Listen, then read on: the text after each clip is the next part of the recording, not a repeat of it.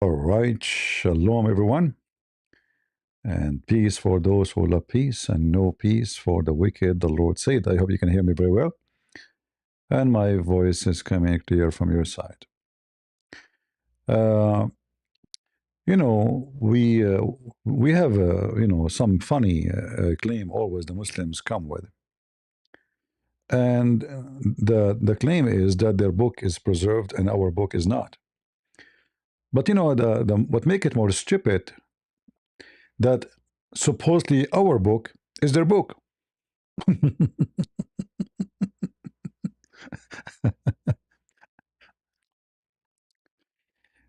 This is an example of the stupidity of the Muhammadan. So this guy, I'm not going to play his video so they don't play copyright over it because I suspect they will do. Always when you beat them, they cry and they play victims. So how we can, how we can refute those Christians? It's very simple. We make a video, we refute them talking to ourselves. I offered this guy many times, by the way, if he dare to debate me. We have many videos in the internet, and each one of them he have it on his own garbage style. This is as an example. Let me go first actually to this guy. I will not play. I will not play his video, but I'm going to go and show you what his argument is. The core argument. The Islamic dilemma is a name given to a specific apologetic argument used in a Christian Muslim discourse. The argument posits logical inconsistency in the Islamic view of previous scriptures, the Torah and the Gospel.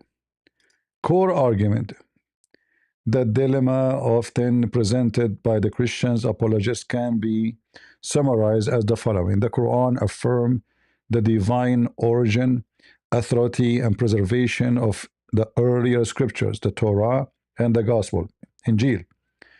This will lead to two possible scenarios, both of which, according to the argument, they cause a problem to Islam.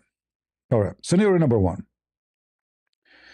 the previous scriptures are authentic if the Torah and the Gospel and the Injil in the Christian and Jewish hands are inspired, preserved Word of God.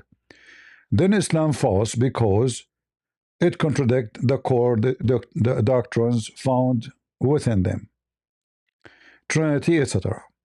Scenario number two: the previous scriptures are corrupted if the Torah and the Gospel are corrupt, between a bracket, a common position held by many Muslims.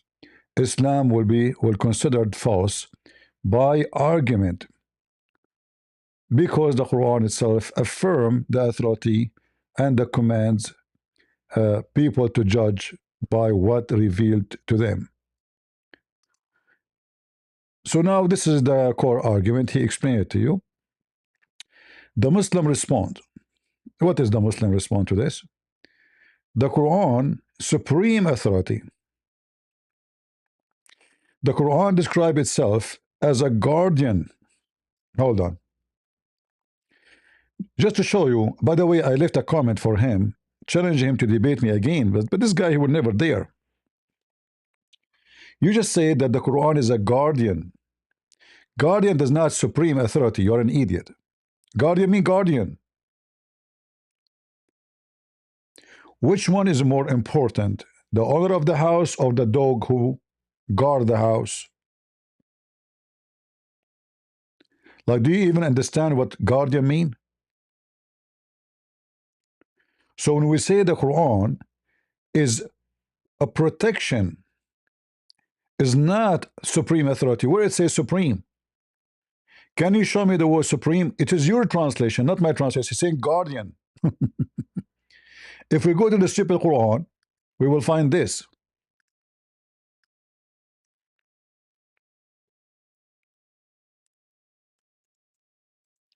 This is why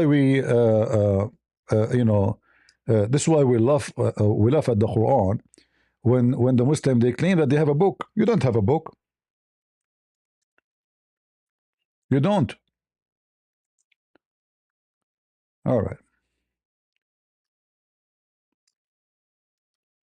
ومهيمنا.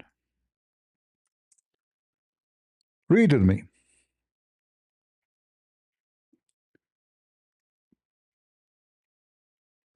This is your translation, not ours. All right. First of all, you are ignorant and liar because you are not reading the verses.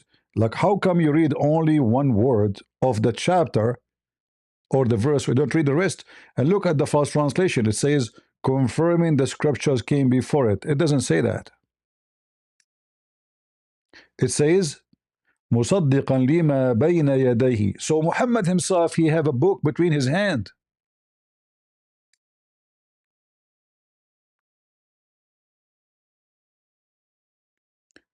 And this is right away after the verse where it says that the people of the book, the Christians specifically, they should follow their gospel. So the idiot you, claiming that you can refute this, you cannot. If the Quran is asking the Christian to follow the book which is with them, and the confirm or the confirmation is coming in the verse after that, even Muhammad himself have a copy of it.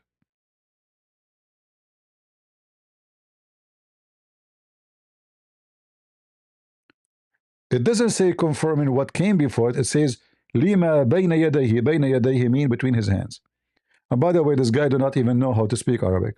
He claimed to be a scholar, but the idiot, he do not know how to read one word in the Quran.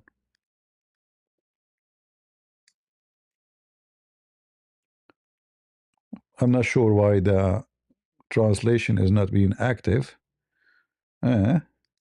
What happened? So we have to use, because I have like an extension, like when I highlight a text, a little box will appear. Let me refresh the page, see if that will work. No, it's not working. I don't know why. All right. So yadayhi in Arabic mean his hands.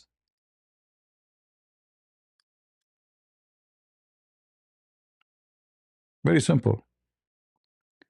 What is between his hands? What is between his hand? The Bible. So now we have 600 years after Jesus. The Quran saying to the Christian, follow the book which is exists today between our hands and your hands. And which book? The Injil. The verse even say the word Injil clearly. It's not like a book we do not know which one. And this is the word we use as an Arab Christians in the Middle East when we speak about the New Testament. In fact, we use it even when we speak about like the whole book, the book, which means Old Testament and New Testament. We don't call it Old Testament, we don't call it New Testament, we call them all Injil. But it's known that this is a word used, it's a Greek word. This is for the New Testament. So if Allah is asking the Christians to read and to follow their book which is between the hands of Muhammad, and you Muslims, you corrupt the translation,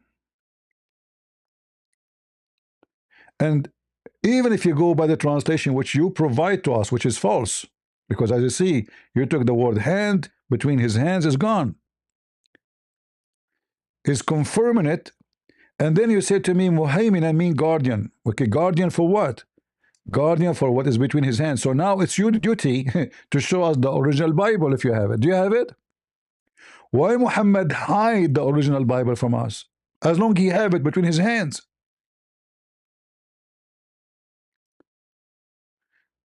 Every Muslim is a liar, and the proof in front of you. They lie in the translation. There's a huge difference. See, now it's up here. I don't know why now it's up here. See this box?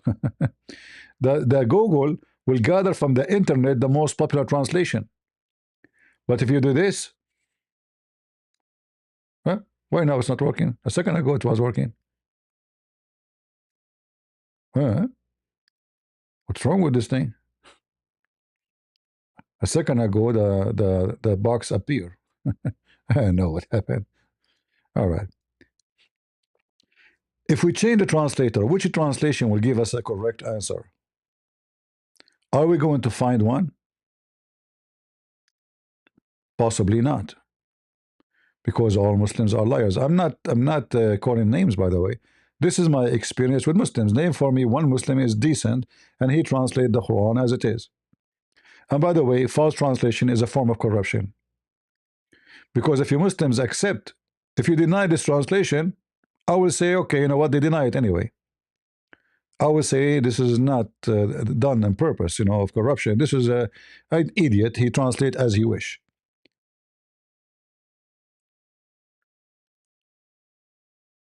Confirming whatever scriptures came before was before. This is false.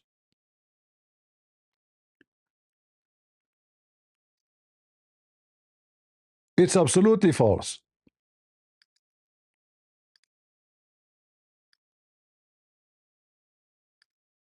One after one, you will find that all of them, they are lying to us. What is the word between his hands?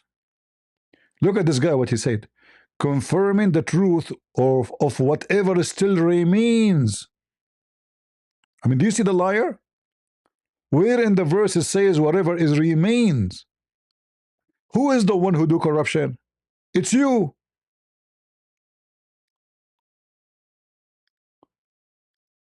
Every translation have additional words are not from the Quran. They are not there.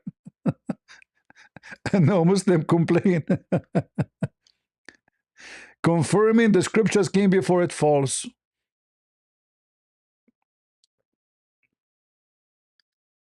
Liars. You will end in fire. Maududi Dudi. Confirming whatever of the book was revealed before it false. I guess you get the idea. All of them, do you need to ask yourself, if you are a Muslim, why in the world they took the word from between his hands off? Why? Why not a single translation mentioning this? Remember, we are talking about corruption, right? You don't even have decency when you translate. Oh, now I will tell you why. Because you want people who you try to convert them to Islam not to question how it is between his hands, and now you are saying it's not exist no more. Because based on this verse alone, that means Muhammad, he is hiding the true book from us. In the same time, the verse before it says, hey, Christians, follow the Injil. And where's the Injil? Between his hands. It's not corrupt. So if we go back on time, 600 years before Jesus, and Muhammad, he witnessed in his own book that the Bible never changed. So how you can change a book spread around the world? I mean, 600 after Christ, the Christianity became a major belief. Egypt, Sudan, Ethiopia, of Africa, India, I mean, went everywhere, Europe. How you can change that?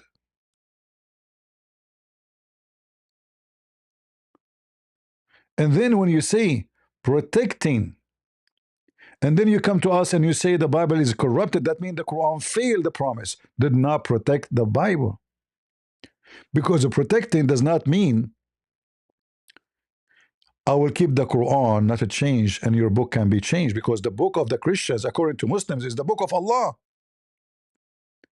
So you Muslims, when you say that the Bible is a change, you're being stupid. You are saying to us that your Quran is confirming that Allah is a potato. Why Allah, he can protect the Quran, but he cannot protect the Bible? Who can answer me? Do we have any Abdul can tell me why Allah, he can protect the Quran, but he cannot protect the Bible? Like he took vitamin after he made the Quran? He gets stronger.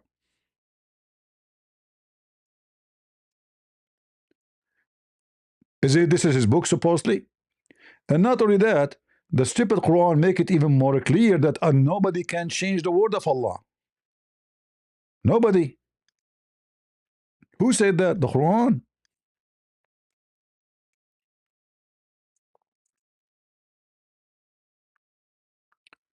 If we read, there's many places, not only one place. Chapter 6, verse number 34.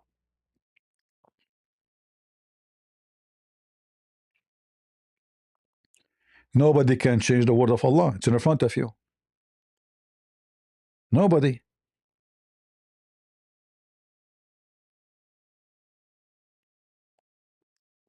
None has the power to alter the word of Allah. So did Allah made a promise to protect the Quran only, or he said his words? His words. The Muslim, they say this is about the Quran. I can get you busted, show you from the tafsir. No, it says all the word of Allah. In fact, if you are saying to me all the Quran, that means the Quran is short in Arabic, and Allah is maybe a guy from Afghanistan. He do not know how to speak a good Arabic, because when he say nobody can change the word of Allah, that means nobody can change the word of Allah, whatever word. So when the Muslim they fight so hard to prove that the Bible is changed, they are trying their best to prove to us that Allah is not God. All right.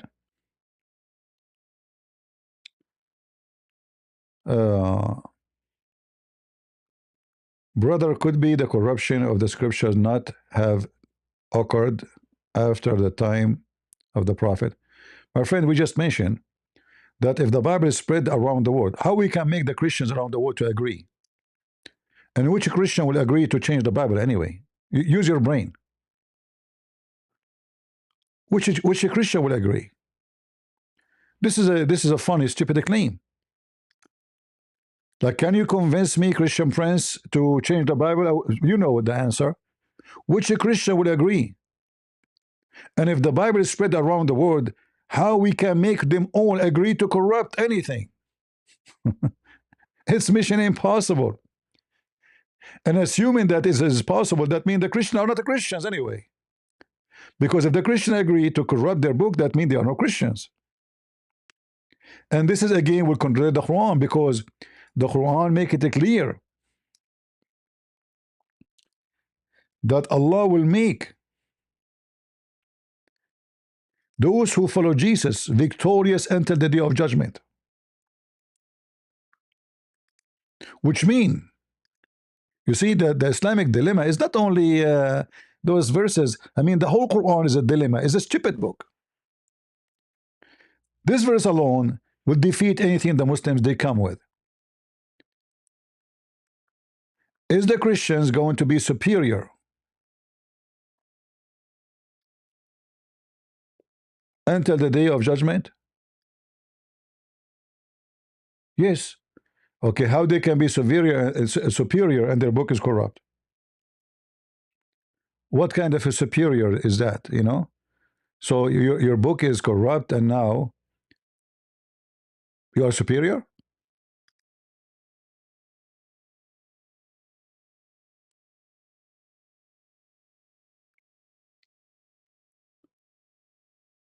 And here it says, all of this, by the way, is not in the Quran. This is a corruption of the Muslims. When Allah said, "Oh Jesus, I will recall you or raise you up to me," liar. It doesn't say that. It says, "Inni mutawaffika." Mutawaffika means causing your death. I mean, do you see how they lie in every verse translation? May God take you. No, mutawaffika mean causing your death. Mutawaffika, tawaffa mean he died. Mutawaffika mean causing your death. Not may God take you. This is why, you know, you cannot take Google Translation for granted. So when Allah he says, "I will," actually, you know what? Let me show you. Here it's nowhere it says here, "I will cause your death," right? Let us try a different translation. Maybe we can find somebody have a little decency.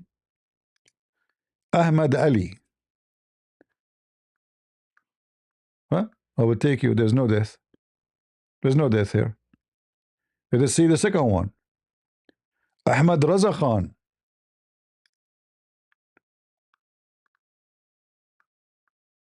Isa, I will keep you alive till you full age. What? Guys, you see, every one of them have a new Quran. What do you mean I will keep? Where it says that? I will keep you alive till your full age? What the heck is that? Abdul. Arbery. Laugh with me, laugh. Okay, I will take you to me, I'll raise you to me. There's no death. Mutawafika mean cause you to die. Second, third, fourth, community.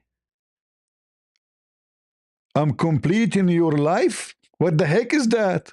Hey, Muslims, I'm completing your life.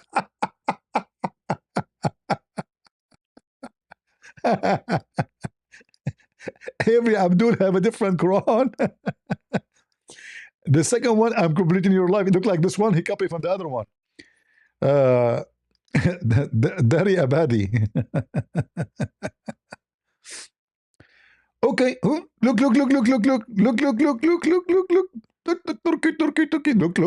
Look. Look what happened. Finally, we found somebody saying the truth.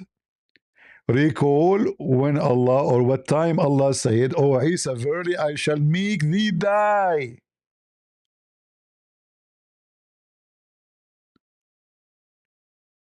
How come none of them say that?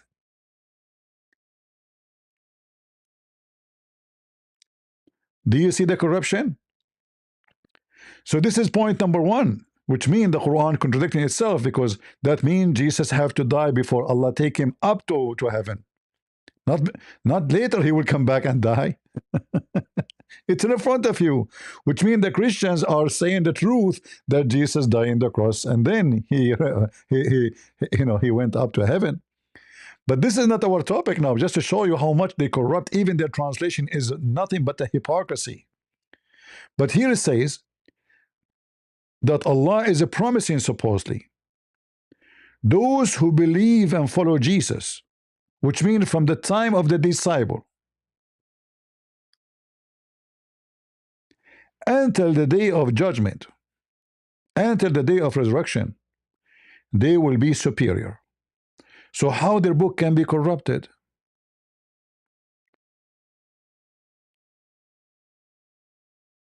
This verse here confirms that we are always believers,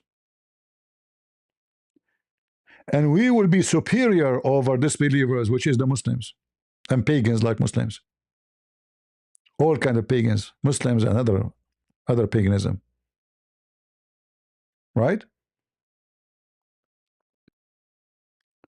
So when this potato he speak about logic and you are an idiot. The Islamic dilemma is not just one verse, not two verse. It's not even you confirming the Bible. It's all of it is stupid, because you confirm that the Christian will never face corruption, because how we can be superior and our book is corrupt? Is that a superior to you? And notice here, based on this verse in chapter 355, there is no disconnect between the time of Jesus to the time of resurrection, which means they are superior from the time of Jesus until the day of resurrection. It's not like something will happen later and their Bible will be fixed. No.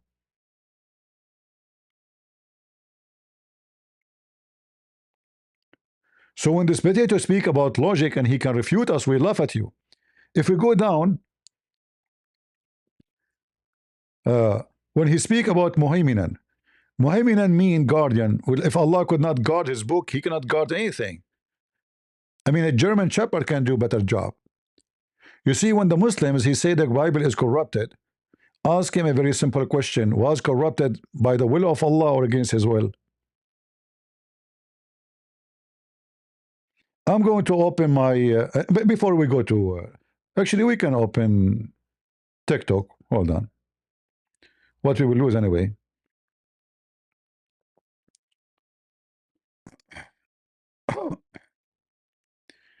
Maybe we can get some Abduls.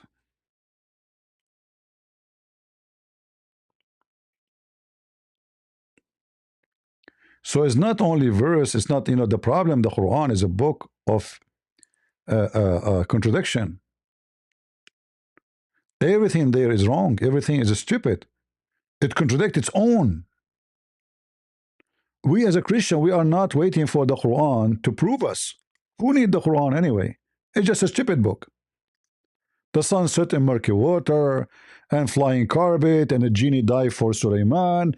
And Sulaiman, he learned the language of the chicken, yet he is talking to the ant. I mean, who needs such a stupid thing?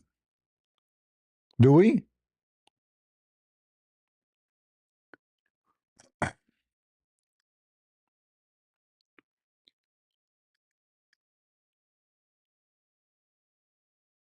Let us see.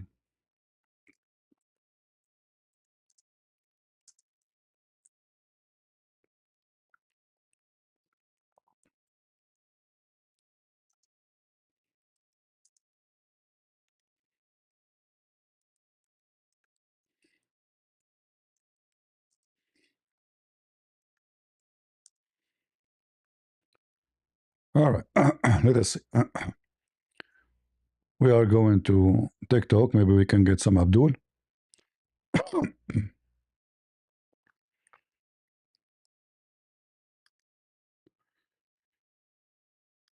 All right. So when those Abdul speak about logic, we laugh at you. Same time, do you even Muslims agree that the Quran is corrupt? I can show you tons of Muslims, Sunni and Shia, saying the Quran is corrupt. And then look what he said. That the Quran separate falsehood in earlier text. So you just admitted that the Quran is wrong then, because if the falsehood enter into the word of Allah, which is the previous text, that means Allah cannot protect his book. How that will make Allah God? Did you notice what the Muslim do to themselves? You just said that the Quran is the one who separates falsehood in the earlier text. How? Oh, by saying things disagree with it. But how we know that the Quran itself is not the falsehood? Let me make it simple for you. According to the Quran, not to me,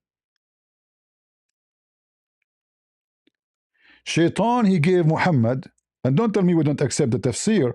I'm not showing you tafsir, and even, I'm not even showing tafsir. The Quran says Shaitan, he throw falsehood in the Quran. It's in front of you. The Quran confirm that never Allah send any prophet or messenger.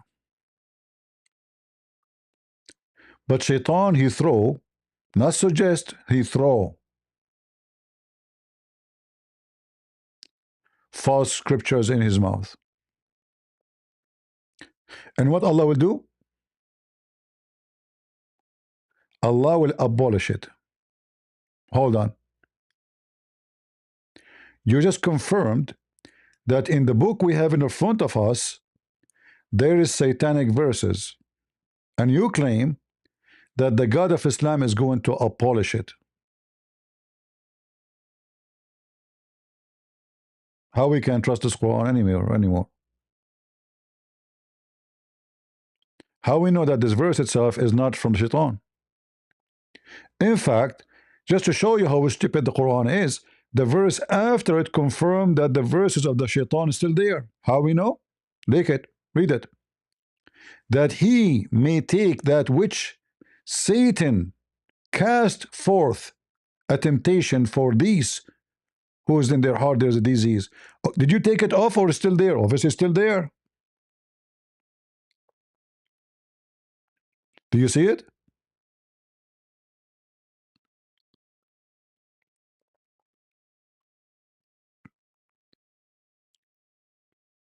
Because as you see, the satanic verse is still active. They are going to do temptation for those who they earn hard. There's a disease. So if Allah abolished the satanic verses, then those verses cannot affect anybody. Do you see how silly the Quran is? How stupid it is? In one hand, it says He abolished it, in the other hand, it says it's there. And it's going to affect you. So which one?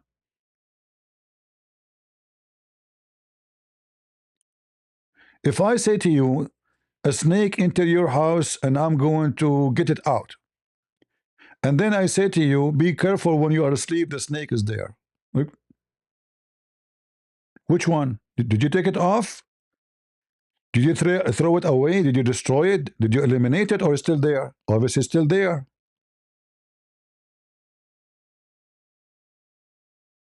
Are you with me?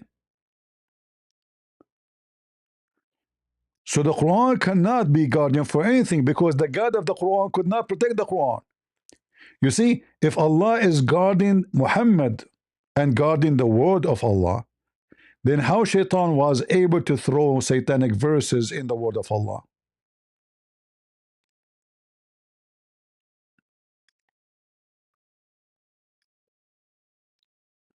Do we have any Muslims? And then he continued saying, uh, not every single word existing in the Bible is affirmed. Okay, which ones? Just to show you how silly this guy is, because the Quran says confirming what is with you, not somewhat of you with you. If the Quran says confirming little of what is with you, I would say, he's saying the truth. But your book confirming what is between our hands. In other verses saying clearly, lima ma'ahum. Lima ma'ahum, whatever with them. Which means it's not even only the gospel, anything with them. Are we lying? So sitting behind a microphone, speaking to a Muslim, making an argument and winning the argument because you are not debating anybody is just a joke. Look how many times the Quran saying believing in what is with them. Lima ma'ahum. Not confirming. I wish it's confirming. It says believing. It's more powerful statement than confirming. In Arabic it says musaddiqun lima ma'ahum. Musaddiq mean believing, not confirming.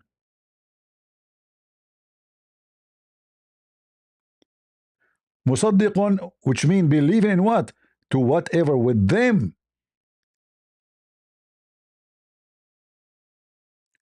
Whatever is with them. So how you can solve that? So in his text, in his comment, in his argument, he says it doesn't confirm every single word. No, it does. It says whatever with them.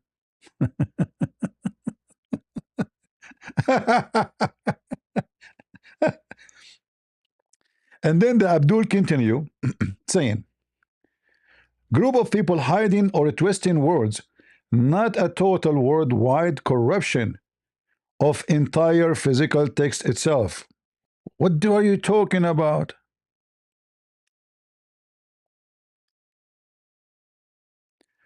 He say here, early Muslim scholars often suggest that the corruption, tahrif, was of the meaning or interpretation of the text. Thank you very much.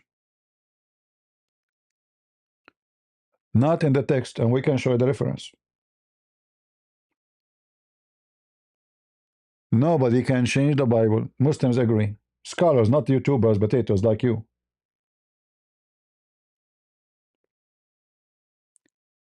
But in his video, this guy, he mentioned First John chapter 5 says there's a verse we cannot find in the old manuscript, which are not true. We have 5 manuscripts, we can find them. And if we could not find it in older, does not mean it never exists. Because we don't have books incomplete. We have papers.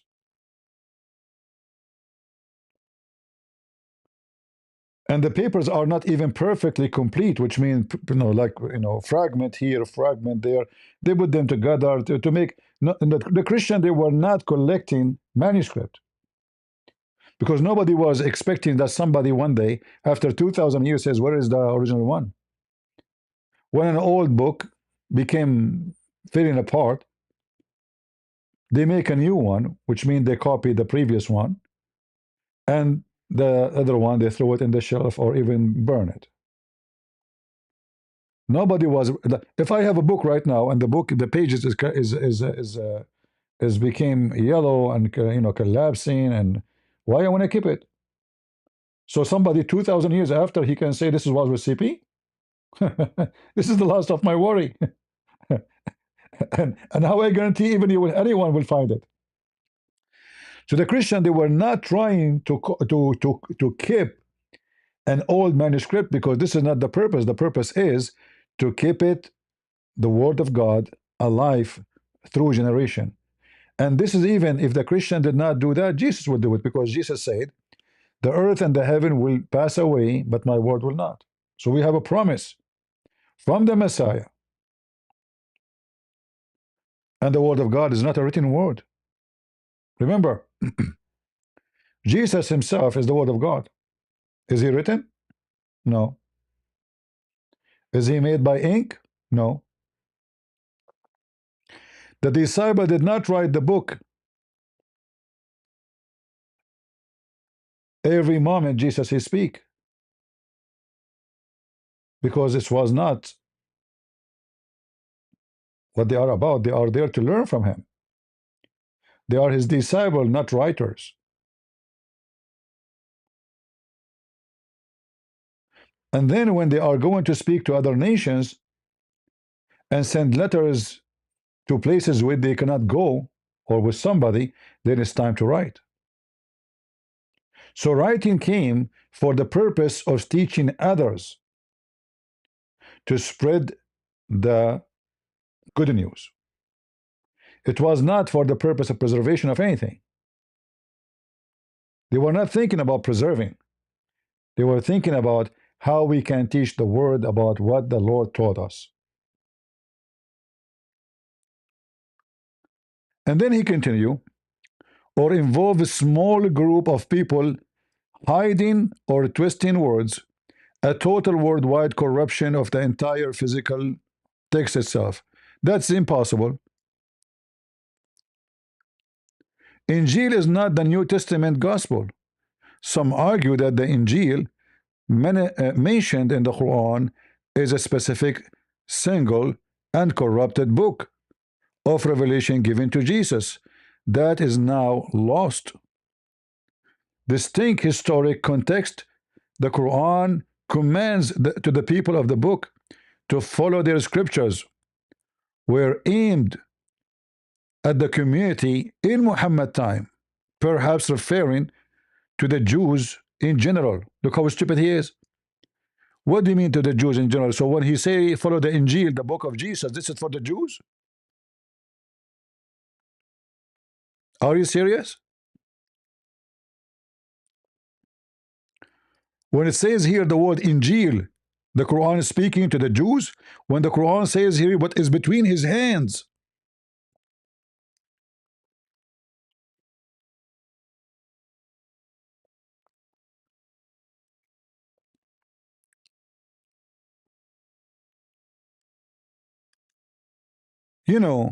when Abdur he talk, we laugh. And then if we go, we will find every Muslim give you his answer about if the Quran is corrupt or not. This is Shabir Ali channel. You know Shabir Ali, right? And this is his daughter. Listen and laugh. I mean, this sounds like a very funny statement. Let us go to the beginning. And the Hadith. I want to understand from you about Shia Muslims and how they view the Quran and Hadith. So let's start with the Quran. Sometimes Sunni Muslims say, Shia Muslims have a different Quran. How would you respond to that claim? I mean, this sounds like a very funny statement for a Shia. See, this is very funny statement for a Shia. Is that right?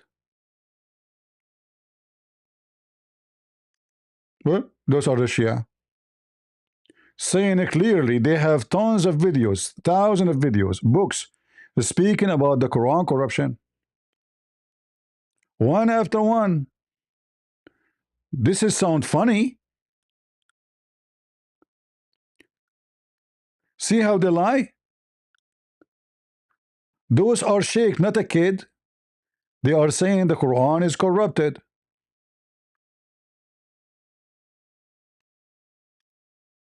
نقلية أيضا تؤكد إمكان وقوع التحريف بل حتمية وقوع التحريف والتزييف للدين الإسلامي. ذكرنا في المحاضرة السابقة دليلا نقليا انتخبناه من الكتاب، وهو قوله تعالى: وما محمد إلا رسول قد خلت من قبله الرسل أفإن مات أو قتل انقلبتم على أعقابكم. نأتي الآن لبيان أدلة نقلية أخرى انتخبناها من السنة المطهرة. وقد انتخبنا هذه الأدلة من كتب المخالفين، ثم سنتبعها إن شاء الله تعالى ببعض الأحاديث من كتب ومصادر شيعة أهل البيت عليهم السلام. Now the video is long, but the whole video, a series of videos speaking about how the Quran and Islam is corrupted. And he's a Shia, and he's a Sheikh. But in Shabir Ali page, the guy here said this is funny, this is not true. But hold on, Shabir Ali himself agreed in his channel that the Quran is corrupted. Watch. Read the Quran in a text that is referred to as the Egyptian edition of 1924. Well, nonetheless, let's get back to what he was saying. Today, most Muslims read the Quran in a text that is referred to as the Egyptian edition of 1924. But this is not the only text of the Quran that is read throughout the world.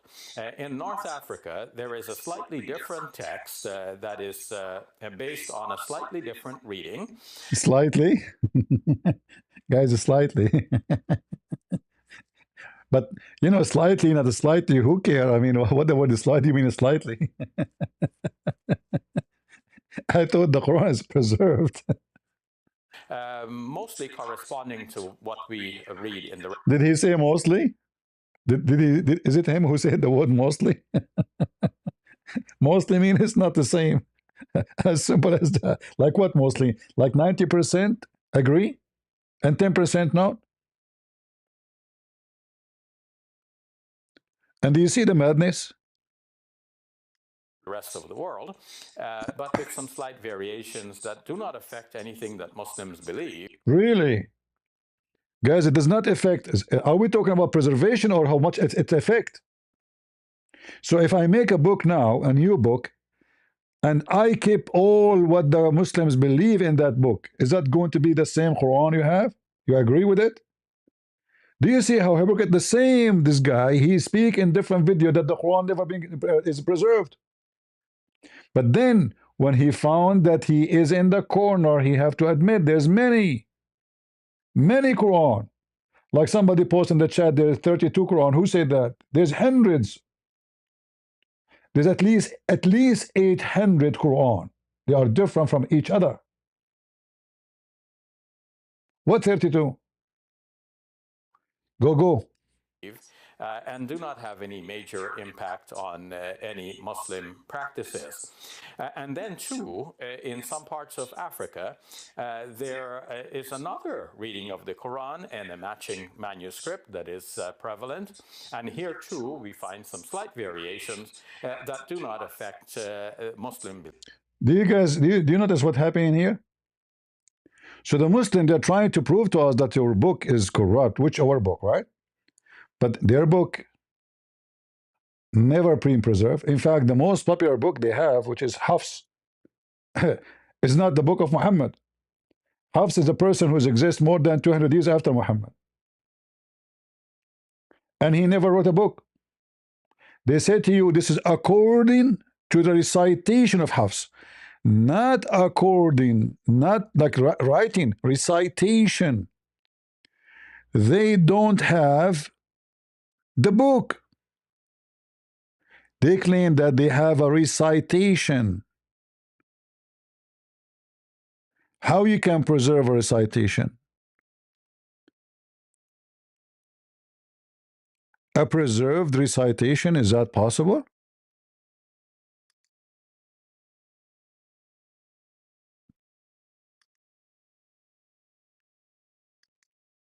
Hold on, let me see which page we have it.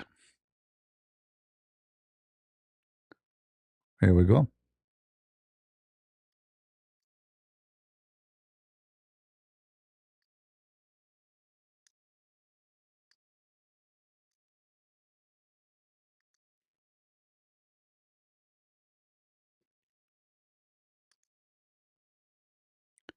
This is what you will find in the Quran in page A, not number 1, page A. It says that this Quran written according to the recitation of Hafs, according to recitation of Asim, according to Muhammad. But Hafs is known by a Muslim to be a liar. D.I. Corey, are you a Muslim? I'm a Christian. I'm dreaming about this. You teach them by their book. We have new generation like Edis TV too. I'm from Indonesia. What is your question, my friend? I want you to teach us about how they make us to like persecution here. All right. We have a topic right now. We have a topic. We're talking about corruption of the Quran. We are not talking about persecution. Take care. We will talk about it, this issue always. And I advise you, Christian, don't cry for persecution. Fight for your freedom. Fight for your life. Fight for your independence. Don't be a crying, a child. Be a warrior. Why you allow them to persecute you? How you let them do it?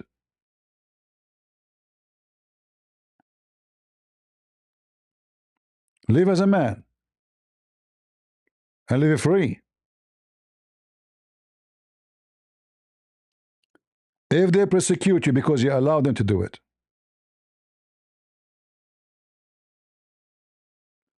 So we go back to our topic.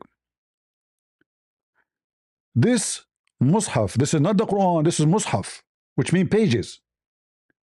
Written according to Hafs. In the agreement with Hafs reading. But who's Hafs? Hafs, according to Muslim, is a big fat liar.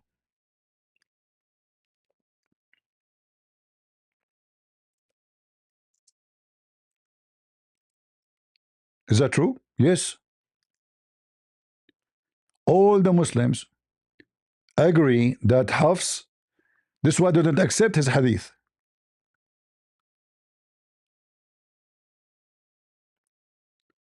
No Muslim accept a hadith written or given by Hafs. Why? Because he's a liar. He is very well-known liar. And his name mentioned to be a liar by Al-Bukhari and all the scholars.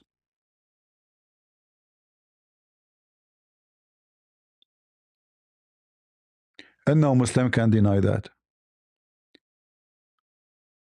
And then with the Muslim Sunni, they will say, well, he lie, yes, he lie about in the hadith, but he's truthful in the Quran. Can be a liar. Can you be a liar and truthful at the same time? So we don't trust him with the hadith, which is less important than the Quran, but we trust him with the Quran. And why you are going all the way to Hafs, going 200 years after Muhammad? Why you don't go to the earlier one? Because they didn't have anybody.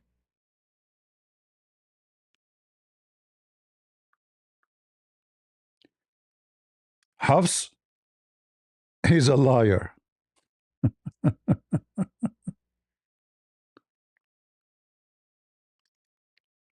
And then the Muslims, they start to defend him. But even when they defend him, they agree that he's a liar. They say, okay, he lied, so what?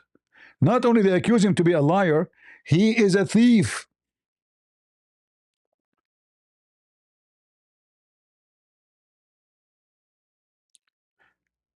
Let me translate the pages for you.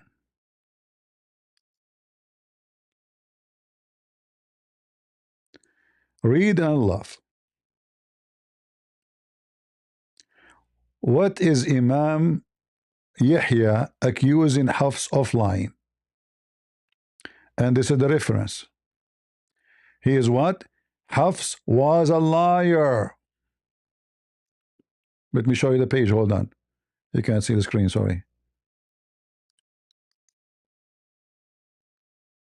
Hafs is a liar.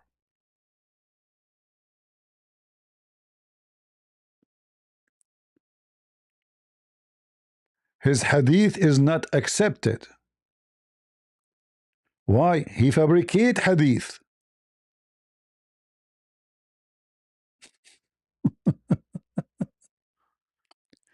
So you took your Quran, the most popular one, from a liar, and they accuse him of lying. Who's talking? The biggest scholars of Islam. This is not Christian Prince who is a Christian. This is you Muslims saying that in Sahih Muslim he said hadithuhu matruk, which means totally rejected. His hadith is, and this is the Imam al-Nasai.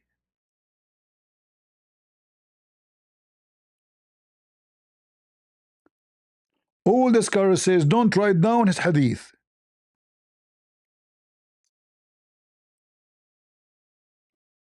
Because he is a big fat liar.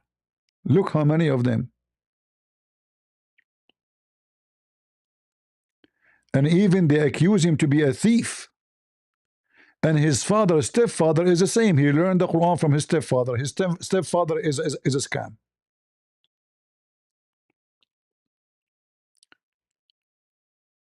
And look what they say here. Abu Bakr was truthful. That is, even if Hafs was a reciter, he was lying.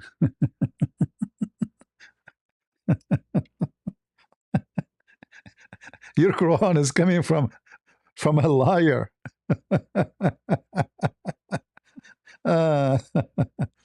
And this is all the reference in front of you. You know, this is not my books. I'm not the one who is making these things. As you see, all the reference in front of you. I translated the page into English so you can see it. Imam al-Dhahabi, Imam Ibn Hajar,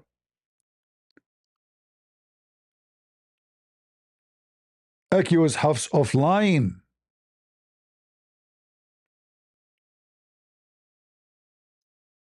So they say he is lying in the hadith, but he is truthful in the Quran. How funny. How funny and how silly. Do you have a Quran? You don't have a Quran. So Shabir Ali, he go in his channel, in the same channel, he defend the Quran. He say, admit that we have many Quran and they are not exactly the same. And he say, it doesn't make a difference as a belief. How you know? Because if they are not the same, that means the belief is changed. At the end of the day, whatever those words are saying is not the word of Allah, and they will affect the belief. You are listening to words you think is coming from God, but they are not from God, which means you are now believing in something not from God, whatever it is. So do you see how silly their argument? In the same channel, his daughter, she invite this guy. She asked him, is it true the Quran changed? He said, this is funny. This is funny. About the Quran and the Hadith. I want to understand from you about Shia Muslims and how they view the Quran and Hadith. So let's start with the Quran. Sometimes Sunni Muslims say, Shia Muslims have a different Quran. How would you respond to that claim? I mean, this sounds like a very funny statement for a Shia. Very funny. We have to first clarify what do we mean. You see, Shia, they are big fat liars. The Shia believe that the true Quran is with Al-Mahdi. And that is the Quran of Fatima. They don't have it. No Shia believe the Quran is not a change. All the Shia believe they don't have the Quran. They don't. But when they go in front of camera, they say to you something different from what they believe. They are Shia. Shia are very well known that they lie to their teeth. The Shia, they believe that the one who don't lie, he is not faithful to Allah. At-taqiyya tursul iman. Lying is the shield of faith, and the one who don't lie, he have no faith. This is what the Shia believe. They don't agree with the hadith of the Sunni. Remember, she's just asking about the hadith too. He said this is funny. But the Shia, they don't agree with one hadith of the Sunni. They don't accept al-Bukhari, they don't accept Muslim, they don't accept any of their hadith. However, the Shia, because they are sneaky people, they will accept any hadith if it is support their agenda as Shia. Which means we don't accept it, but people use it. All right? Do we have any Muslim?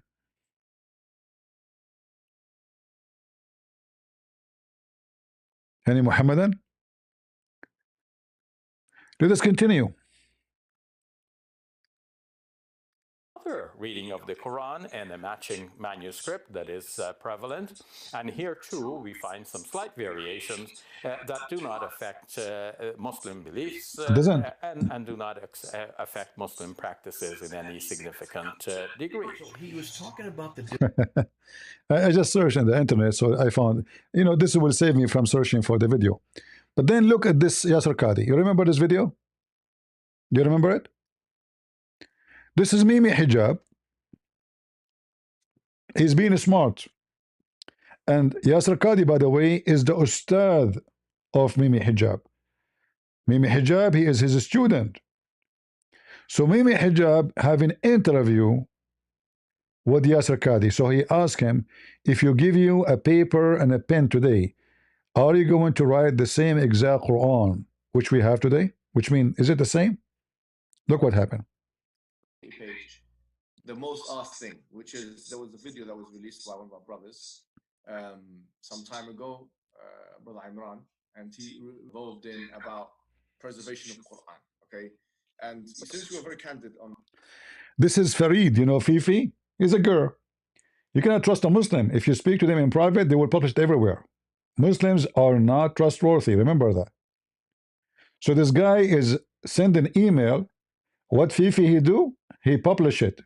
And I want to say thank you, Fifi. May Allah bless your ass.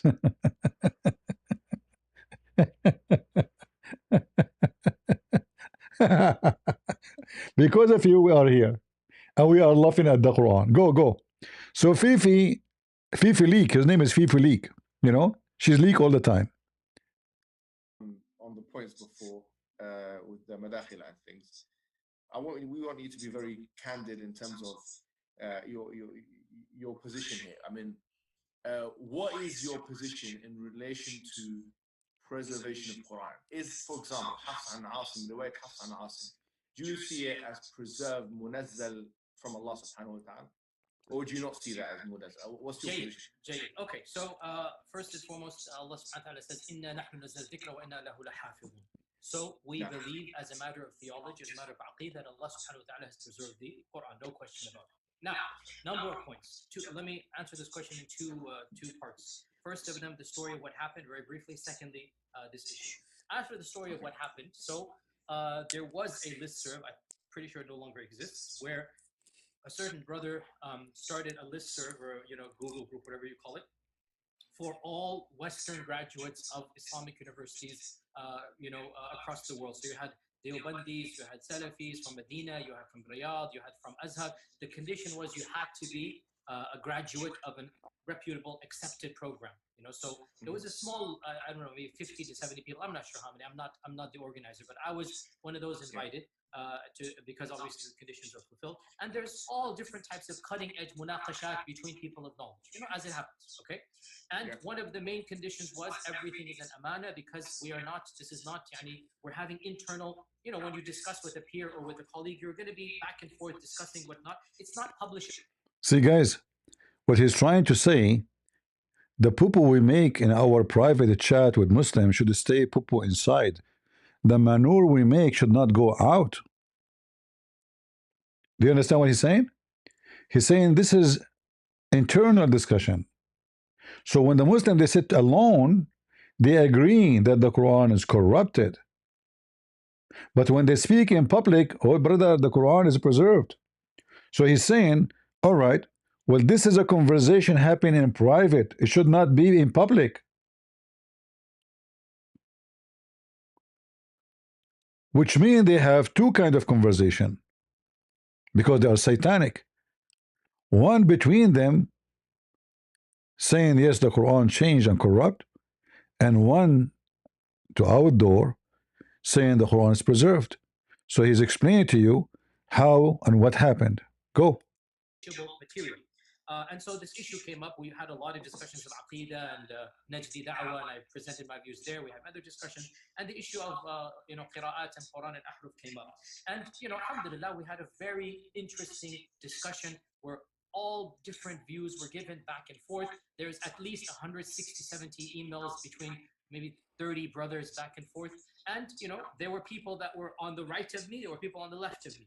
But again, Allah has tested me because I'm Yasir Khabi. All those other emails were ignored, and it's my bits and pieces. So one of the brothers, he did something again unethical. He was expelled from the list, and the list was basically banned because of that. Stopped because of that. He couldn't refute to my argument, so he sent it to one of your madkhalis in England. And so then, of course, this madkhali gave it to the other one, and so obviously, everything all whatever broke loose. But again, this was not something I brought up in public, and I would never bring it up in public. Now we are talking. So he explained to you that this is leaked outside. We should not be published outside. It's not me who caused this issue. And he's saying to you now, the statement I am making about the Quran being corrupt is not my statement. Listen carefully. And I don't think it is wise to bring it up in public. We were having an... It's not wise to bring it up to public.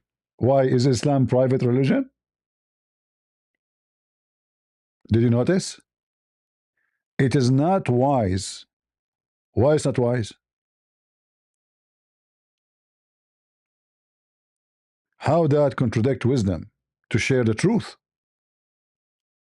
Because the truth will destroy Islam, and now we have a problem. So he's saying this is not right. Mimi Hijab, he's a stupid.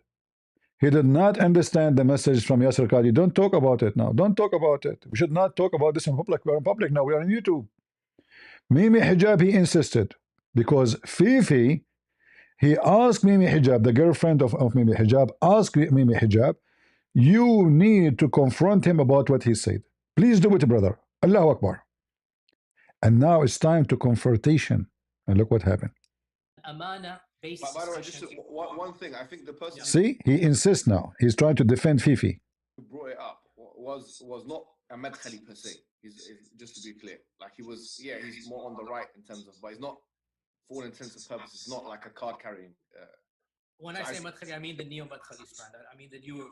I view this person as the same strand of hunting for mistakes and faults, and he should do something better with his life. Anyway, I don't know the brother, and it doesn't really bother me. But my point is that what happened was unethical, where you're having dialogue, discussion. And by the way, even in their series of emails, I said, I'm still developing my ideas. We're having a discussion to go back and forth. That's what you do when you're having a munaqashat ilmiyyah. Now, for this brother to then spread it and make it, that was something that he has to answer for on the Day of Judgment. And if it was done out of ill intention, I shall not forgive. Anything done out of ill intention against me, unless they apologize to me, my Fifi, The guy, he just said you will be punished in the day of judgment because you cause a big harm to Islam, Fifi. Your butt will be red like a monkey. Allah will spank you. Go. Tell us what happened more.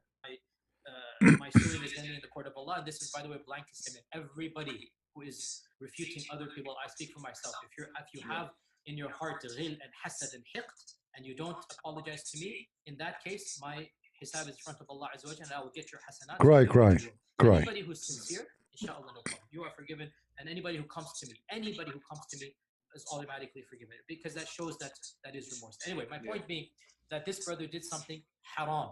He's going to be asked about, because that is not something that should have been done, to leak a private email amongst fellow students of knowledge. Okay, so that is why I never got involved in deeply defending it, because it was unethical in the first place. Breach of aman. Now, as for the issue itself, every single student of knowledge knows who Listen carefully.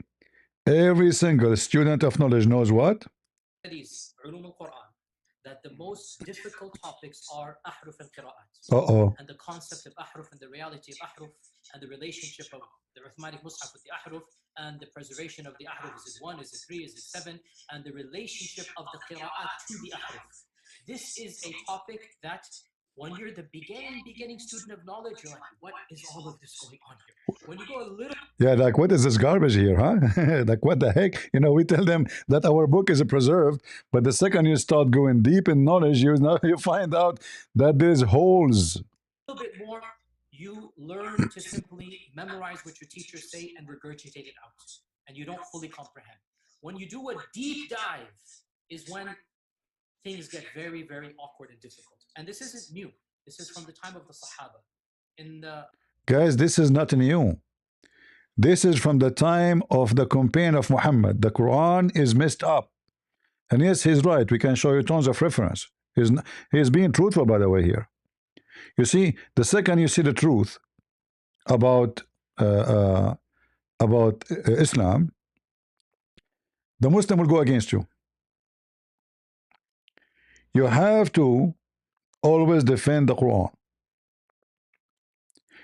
Admitting what is written in their books, the guy is not making things up. It's in the front of them. So if he mentions what is written in their books, they will be upset and they will leak his email, and then they will accuse him that he's a kafir. He's the enemy of Islam. Sahih, or the Hasan hadith of Ubay bin Ka'b, the hadith of the ahruf, that when the Prophet mentioned the issue of ahruf and that there are different ahruf and whatnot, this is in the version of Muslim Imam Ahmad. Ubay bin Ka'b says, authentic hadith, فَدَخَلَ فِي نَفْسِي شَكْ. In my heart, a doubt came that I hadn't had about Islam since the days of Jahiliyyah. See? This is not a joke, brothers and sisters. It's not a joke. The issue of ahruf and qira'at caused confusion to somebody whom the Prophet said, if you want to listen to the Quran directly, listen to Ubay. Ubay is not some even average Sahabi. He is...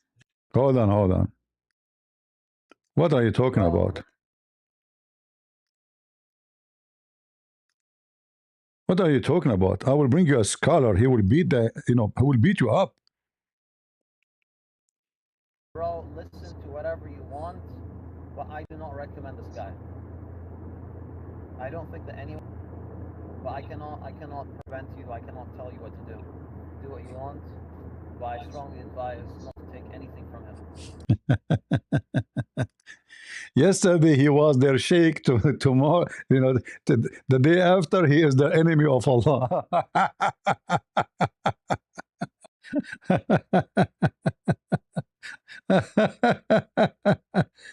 Like, what happened? This is the same guy. You call him Ustad? Now he's not, huh? Because he showed you what is in your book. How dare you to show what is in the book? And then, after he make this video, we will play the video for you, don't worry. An army of cats and rats start attacking Yasser Qadhi.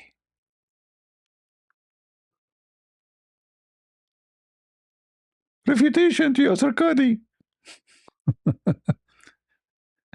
Callers of misguidedness must be warned. Now you're following some funny guy who can't even commit to the basic religious commitments in terms of everything. He co-lectures with women next to him. Disgusting. The Prophet, he used to order Muslim women to suckle their breast to the strangers.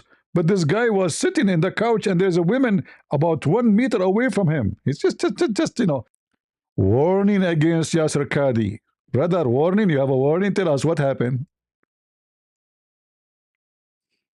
A person having knowledge or being a scholar does not mean that he is guided. A person can have a lot of knowledge and use this knowledge to misguide himself and misguide others. The fact that Yasser Qadi says that the deen of Allah needs to be modified or is open to be modified and changed, the Sharia, the legislation that Allah revealed from above the seven heavens through Jibreel to the Prophet sallallahu alaihi wasallam, that the Muslims adopted and loved and implemented all these years. The fact that someone has the audacity to interject and claim that it's open to modification.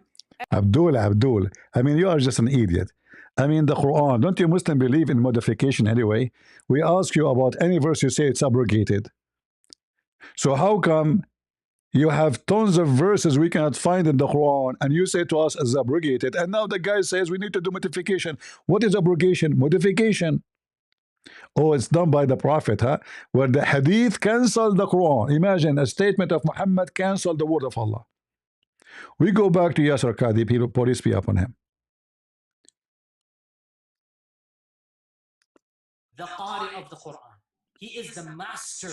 He is who he is. And he goes, فَدَخَلْ فِي نَفْسِي شَكْ. What is all this? And the Prophet put his hand, and then he goes, it all went away. Yahi, me and you, we don't have that blessing, do we? Me and you don't have that blessing. Now, again, this is you're asking some very honest questions. It's the first time I'm saying these things. Many people. So if somebody were to say that I've mentioned the crises that happened to me at Yale, my first year at Yale. It wasn't a crisis of faith, by the way. Actually, it's very clear about this. People misinterpret it. It was a crisis of my understanding of knowledge. It was a crisis of what my teachers taught me.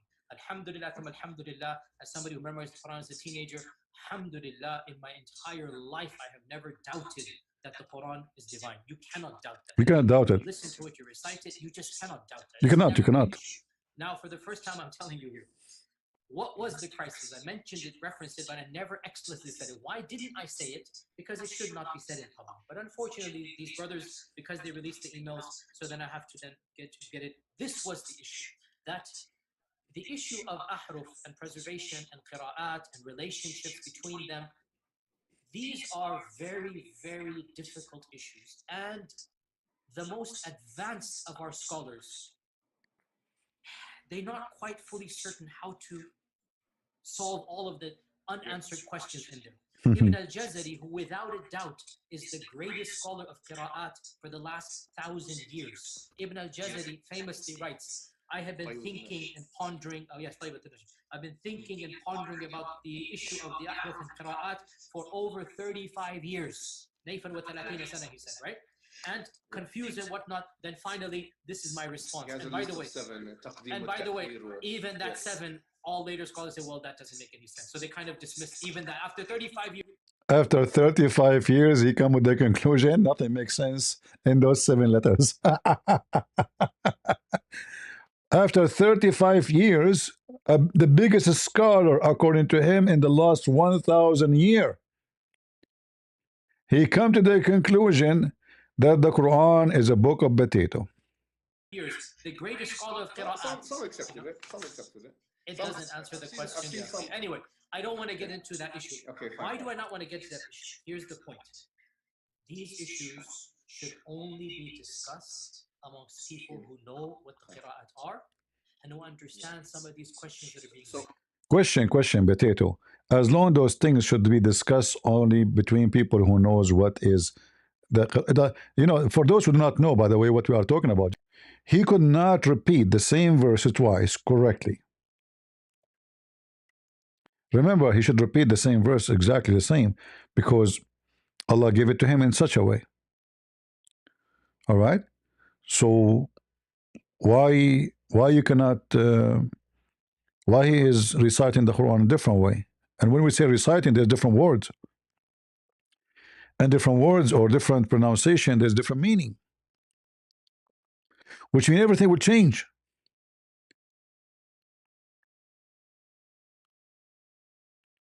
And it's not only 7 letters, there's many reading. Like if you read this hadith here, I heard Hisham bin Hakim reciting Surah Al-Furqan during the lifetime of Allah Messenger. I listened to his recitation and I noticed that he was reciting in a way that Allah Messenger had not taught me. I was about to jump over him while he was still in prayer, but I waited patiently, and then when he finished the prayer, I put the sheet around his neck. If you go to the Arabic, let's continue actually until we arrive to the Arabic. So he grabbed him from his neck, he took him to Muhammad. Before he take him, he says, who has taught you this surah which I taught me? You know, I said, you are telling a lie. He taught me different from what you are saying. Something totally different. Then I started dragging him to Allah Messenger, and said to Allah Prophet, I have heard this man reciting Surah Al-Furqan in a way that you have not taught us. The Prophet said to Umar, release him. Recite for me, Umar. Hashim, he recited the way he was reciting. Allah Messenger said to him, oh, it was revealed like that. Yeah, it's correct, you know. Yeah, it was revealed like this. And then added, the Quran has been revealed to be recited in 7 different ways. Here you notice that the Muslim, they never heard Muhammad saying that before. He never said, I received 7 Quran.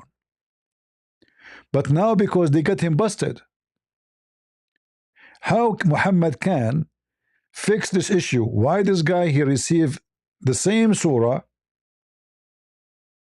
different wording, and that guy, he received something different?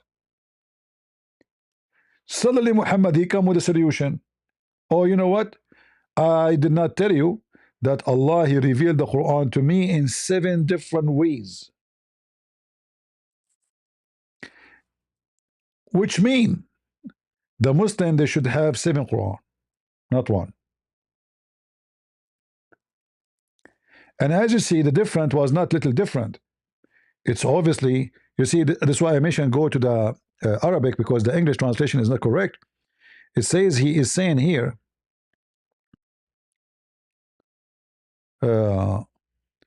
فإذ هو يقرأ على حروف كثيرة. A lot of differences, a lot, not only 1, not only 2. Do you see it? So it's not 1 word, it's not 2 words, it's not 3 words, it's not 5 words. The whole chapter is totally different. In the English translation, they did not say that. So now Muhammad is the same as Yasir Qadi. When they corner him, he have to explain. He said, oh, you know what? I forgot to tell you that I received 7 Quran. Now, does it make sense that God, he will send to Muhammad, to the Arabian tribe of Quraysh, small tribe in a village, that they cannot understand the Quran unless Allah sent 7 Quran? Why they are so dummy? Did Allah send to Jesus 7 gospel? Did he send to Musa 7 Torah? what the heck is that? So Muhammad, obviously, because he don't remember what he said yesterday. In fact, if you read in the Quran, you see here it says, فَقْرَأُوا مَا تَيَسَّرَ مِنَ الْقُرْآنِ. Read whatever is available. Whatever is available. Let me show you. Uh,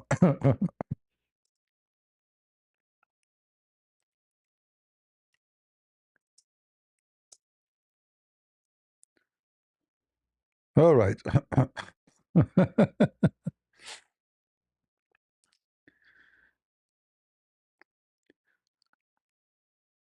Potato. The search engine is not good.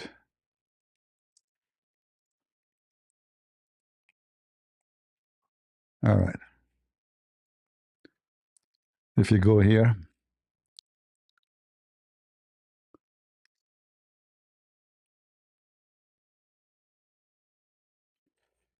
ما تيسر من القرآن.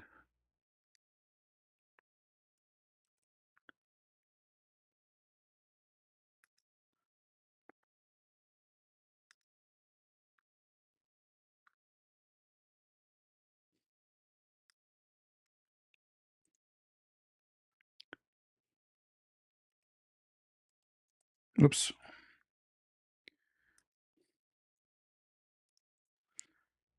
We have to read the Quran in different reading. Sorry, you know.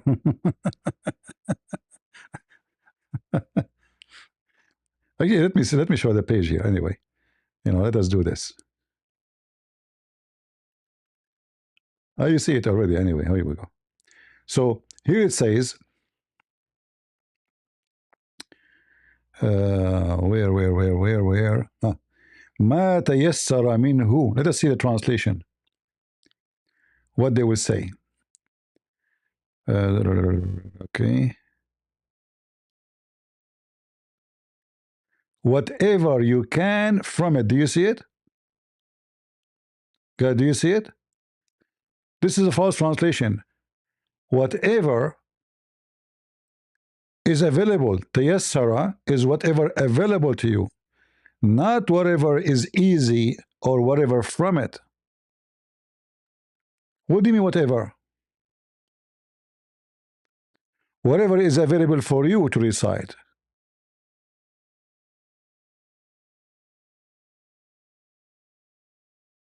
Look here, it says easy. As much as easy for you. As much as easy for you. Huh? As much of the Quran as you can. But anyway, religion of potatoes. How we can clear this page now? We have a problem here.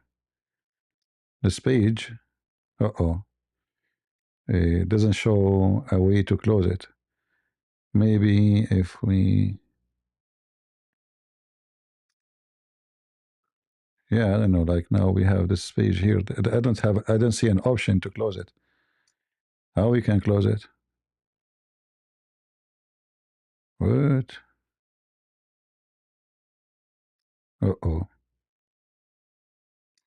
Okay, give me a second, hold on. Let me see what I can do.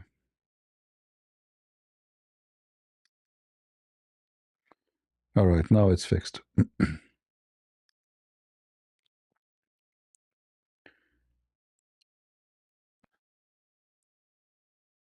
Do any prophet ever in the history of Islam receive 7 books from his God? Hey Muslims, anyone can name for me one prophet he received 7 books from his God like Muhammad? Never. Why Muhammad? He's a liar. And not only that, if you read the reason why Allah He sent to Muhammad 7 books, you will die laughing. According to Muhammad, his people, they cannot handle one Quran. They cannot. Imagine Allah sent one Quran Muhammad did not accept. He said to him, my people cannot handle it. So how those people in Indonesia, they can handle the Quran, one Quran?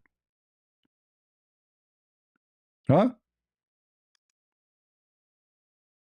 Read it. Allah, Jibreel came to Muhammad, he said to him, By the way, all these stories we hear them only in the hadith. We don't see where is this in the Quran? The conversation, Allah commanded you to recite the Quran in one dialect. Shouldn't this one be a verse in the Quran? What do you think, guys? If this is Allah command from Allah to Muhammad, shouldn't be this a verse in the Quran? How the command of Allah is not in the Quran?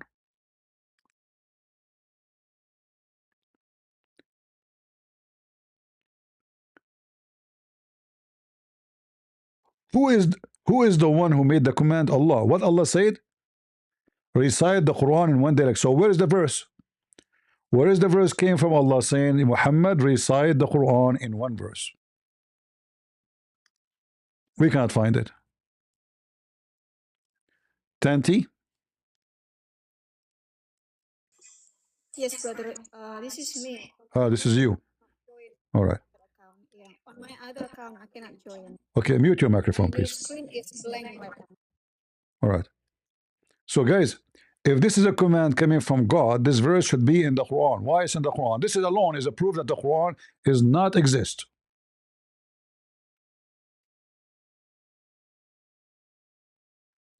You don't see a picture? You mean you don't see my screen in TikTok, guys? No, it's blank. It's blank. Oh, okay. Give me a second then. Let us see why. All right, no problem.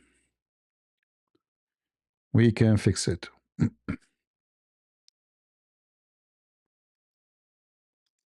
Okay, what about now? Still no? Still blank, brother. Okay, let us see. Hold on, give me a second.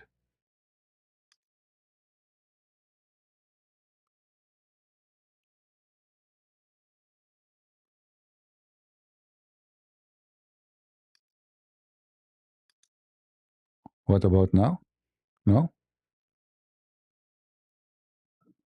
Some other people say they can see, but I cannot see. Maybe I have to refresh my screen first. All right. All right. So, guys, this is a clear evidence that this is a fabrication the Muslims they have. Allah gave command. The command should be in the Quran, should not be in anywhere else. So the command of Allah is not in the Quran. It's obvious. This is why ultimate truth is coming back. I can't put you in the stage. You see, yesterday you caused us a problem with the TikTok. You have a filthy mouth. Jamita, if you are a Muslim, put your hand up, please.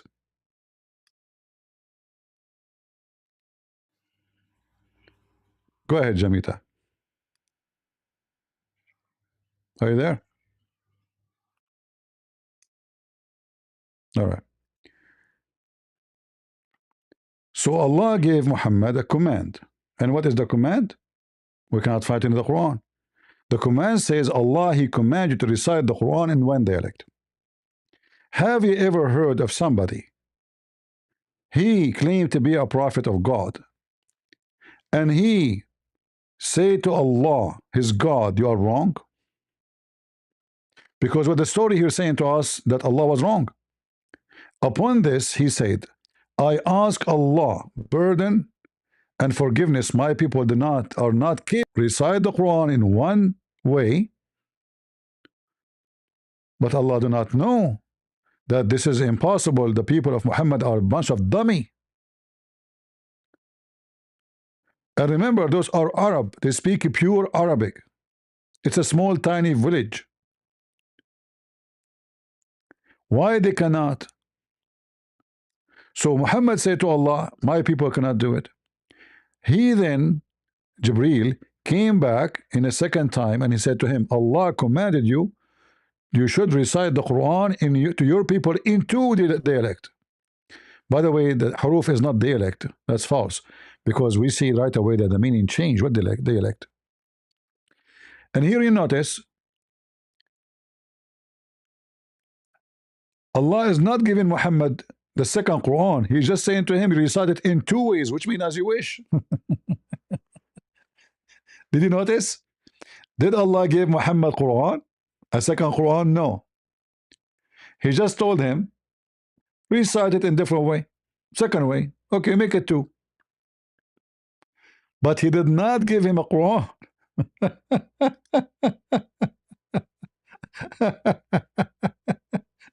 How horrible.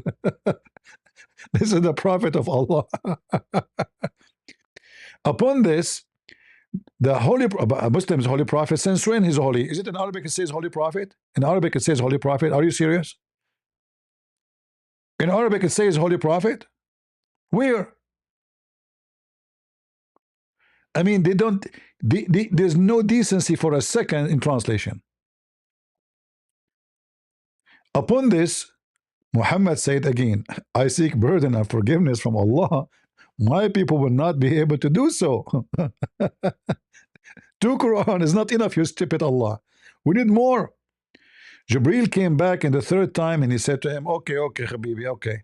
Allah commanded you to read the Quran three ways. All right? Upon this, it's a comedy. Don't the Muslim, they knew that Allah, he knew everything? Why he is not giving Muhammad 7 Quran if the people need to? So Muhammad keep asking to change the number until Allah gave him 7 Quran.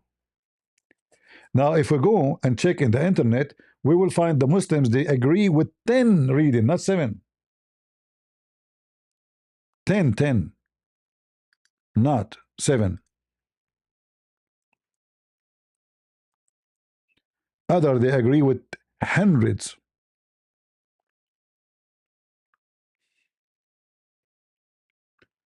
So there is 10 reading, those the most popular, according to the 10 scholars.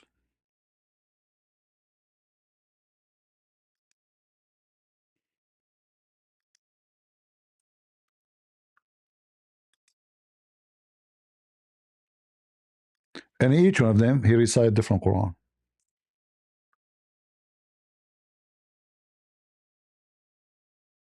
You see them? 10.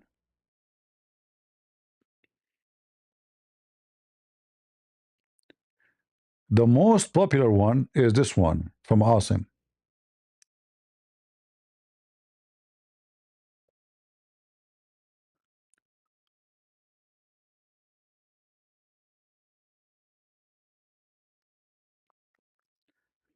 And this is why early scholars, they notice that Muhammad is a fraud.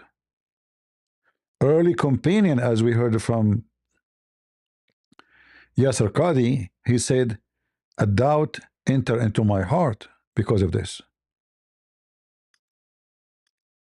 Is what you're saying the shak that came, or not the shak, but the crisis that you had was in relation to this question of the relationship between the ahadith and the qira'at, basically? No, the crisis I had wasn't that. The crisis I had was, well, yeah, wait, that was what generated. But what was the crisis? The crisis was very simple. And by the way, this is now a well-known open secret amongst many Muslim graduate students and academics around the world. And this is well known.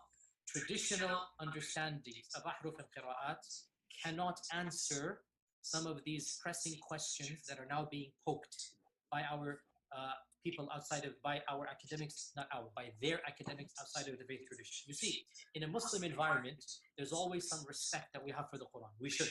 In a Muslim environment, we'll press a little bit and then we'll say, okay, khalas, sami'na wa ata'na. And that's great, alhamdulillah. When you go to academia, they don't have that red line. And they're going to just, you know, the famous story of the emperor with no clothes. They're going to just point out, no, that doesn't make any sense. Well, that's not true, and this and that. And they'll bring issues, which I'm not going to mention explicitly, that you know are true because they're in your own books. They're not inventing anything new. They'll bring you riwayat, and they'll bring you athar, and then you add to that very well-known issues of, I don't even want to be explicit. And then you bring on top of that makhtutat, and then. And it's very clear to you and to every single very advanced student and specialist that the standard narrative has holes. Thank you.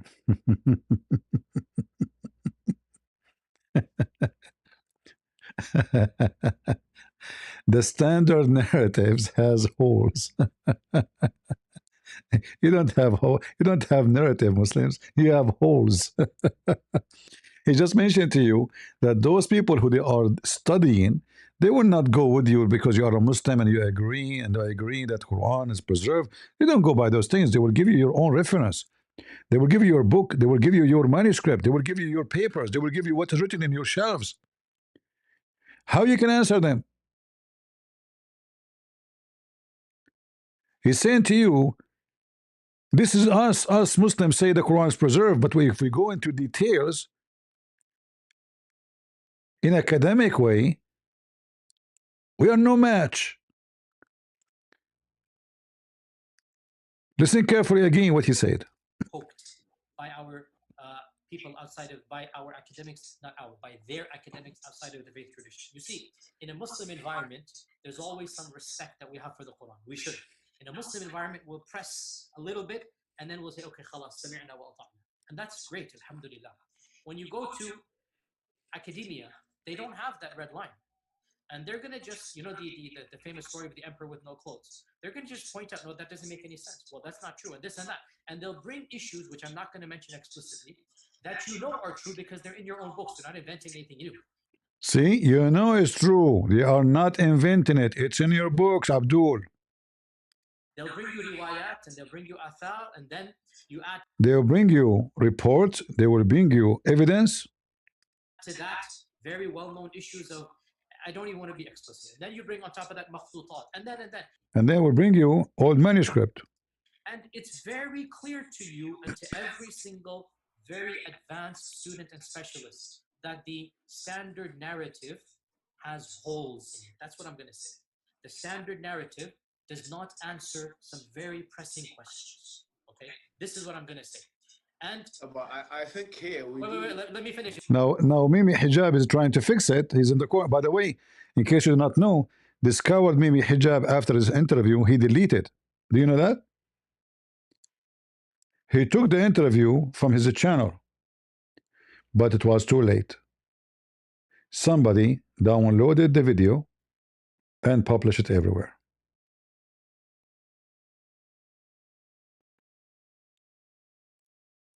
He wanted to corner Yasser Qadi, but Yasser Qadi cornered them all because speaking with knowledge about something that's a fact, he's not making things up. So the Zut Mimi Hijab, he was trying to Zut Yasser Qadi, but then Yasser Qadi, he Zut them all, and he told them, this is in your book and this is your evidence.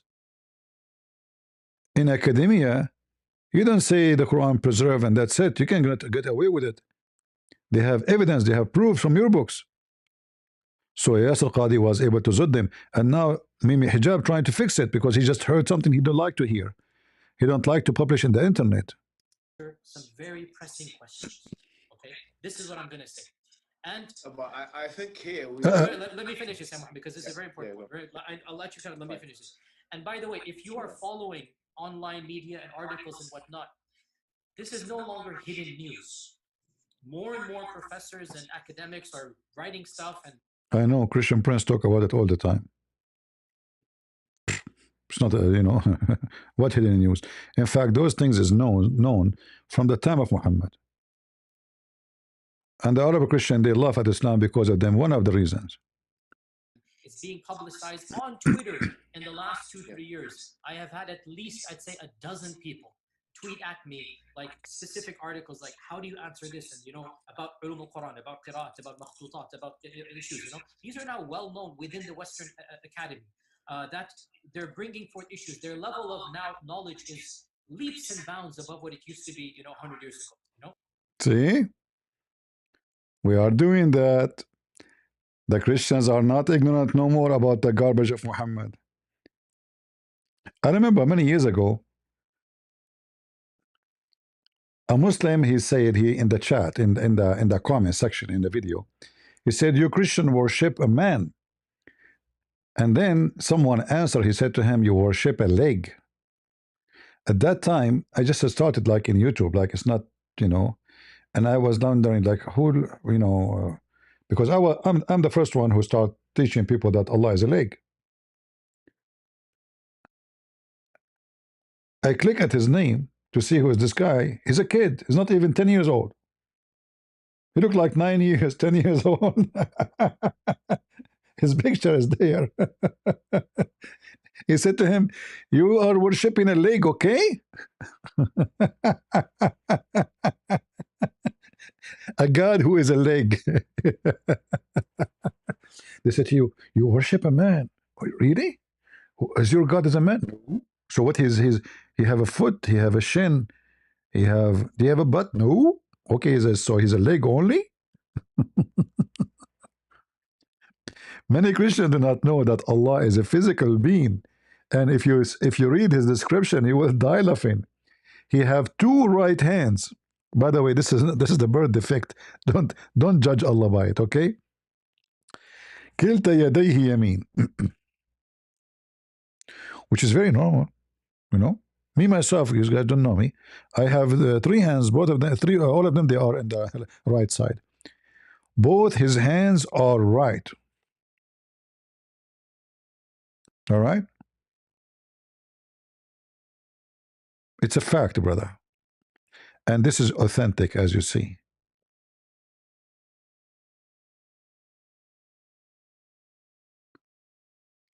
Who in the world will not agree that Allah have two right hands? You cannot. You cannot say I don't agree. All right.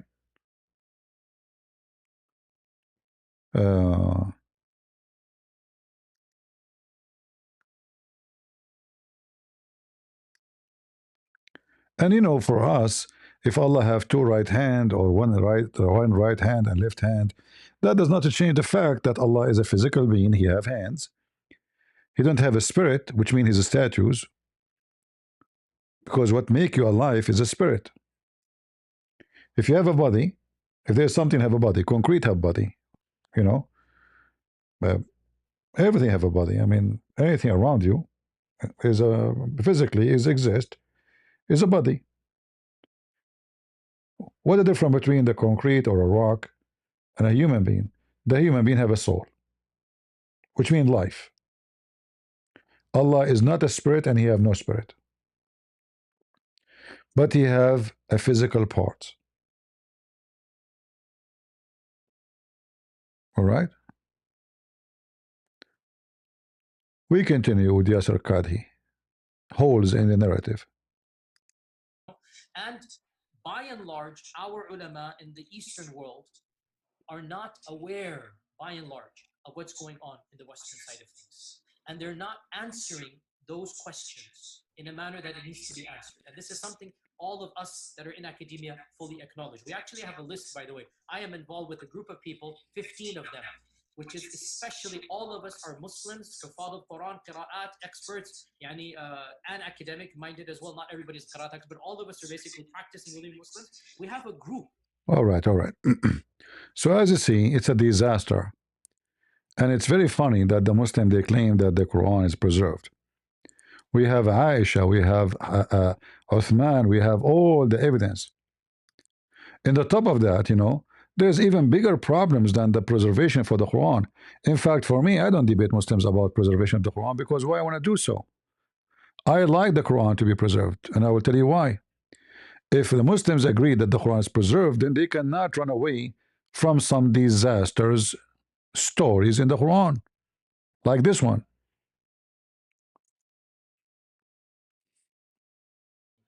So if somebody were to say, how can we believe these ahadith when Google Earth has mapped the whole world? We can zoom in and see everything around us, and there is no massive land hidden from mankind. The response is, Wallahu ala kulli shay'in qadir. Allahu a'lam. If we believe in the ahadith, this is what the ahadith tell us. This is what the ahadith tell us. And there's a simple rule that Ibn Taymiyyah mentions. Memorize this rule. The Quran and Sunnah does not bring the impossible, but it does bring that which astounds the mind. Is it impossible that somewhere underground Allah has thousands of people living? It's not impossible. It's not impossible. But by the way, not thousands. According to Muhammad, from every human being, Gog and Magog, they will have 1,000 baby before they die. So you can imagine how many billions there are now. So if we are 7 billions, Gog and Magog should be 7 trillions. Where are they? In fact, 7 trillion is not correct, because this is when Muhammad mentioned that every one of them would make 1,000. When a human being he have one son, Gog and Magog will have 1,000. And then those people obviously they mature so fast, so they have kids too, so fast too. So from one man we can make millions, just one man. Or they are not men actually; they are creatures. So where we can find those Gog and Magog? And there is a dam. They are not under the ground. The Quran says that Zulqarnain, which is a fiction story about Alexander the Great,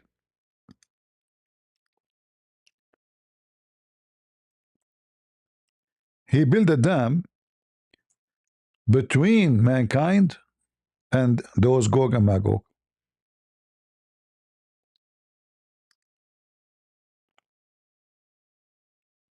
All right? So they are not under the ground.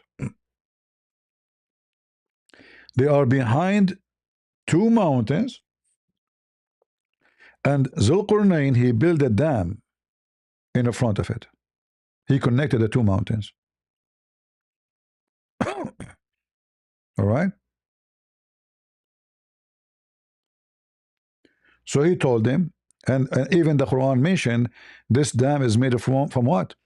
It's made from iron and copper. But we know that those 2 metals, they cannot survive even 100 years. Because they are going to face the weather element and they will be destroyed. So where are the Gog and Magog? Another lie from Muhammad exposed Islam to be fraud.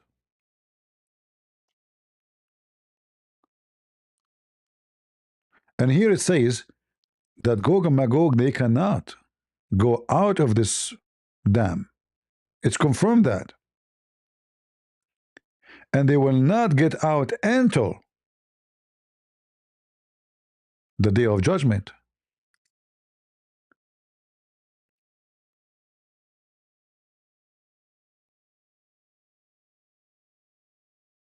So where we can find Gog and Magog? So Yasser Qadi is refuting Yasser Qadi. So in the beginning of this video here says, is it impossible for Allah to hide thousands and thousands of people under the ground? Which is not true, because they are behind the wall, not underground. It is possible. World. We can zoom in and see everything around us, and there is no massive land hidden from mankind. The response is, Wallahu ala kulli shay'in qadir. Allahu a'lam.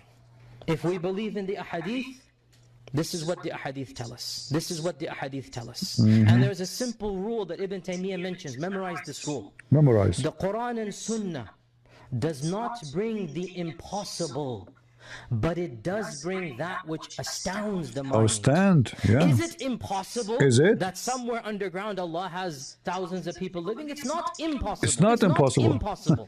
It's not surprising that our medieval scholars believe this type of stuff. Obviously. Now he changed his mind. He listened to Christian Prince. He come to the conclusion that this is really stupid, you know. Few years ago, is it impossible? Few years after, who can believe in such a garbage, brother? That's why the video called Yasser Qadi before and after. Dare I say, anybody who knows this stuff, that our medieval scholars believe this type of stuff.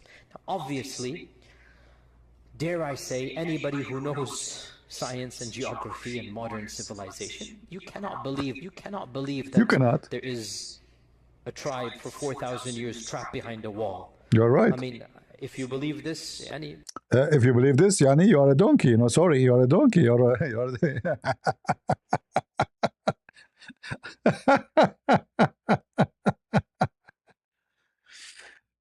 Do we have any Muslim would like to enlighten us with the knowledge of Allah? Huh? Any Muslim? Punishment. TikTok punish me. No problem. No problem. Let us see. We have people asking questions. There's no question here in this super chat. Okay.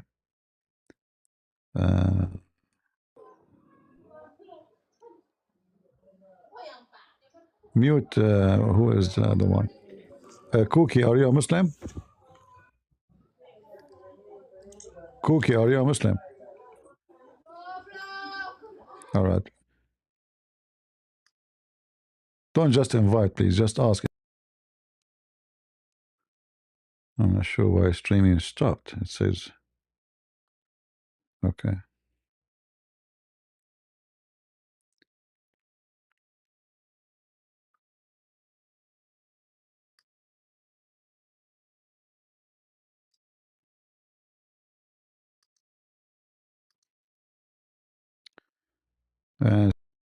My streaming keeps stopping. YouTube is playing with me, guys. I'm not sure what happened.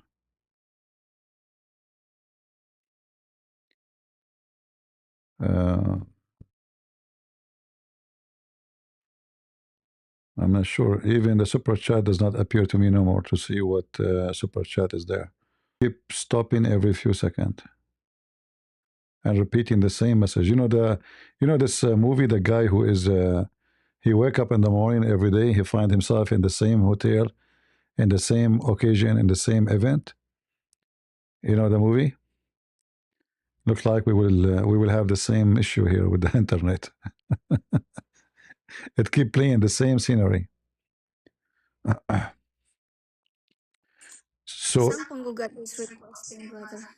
who? Bro, Sang is requesting. I understand who?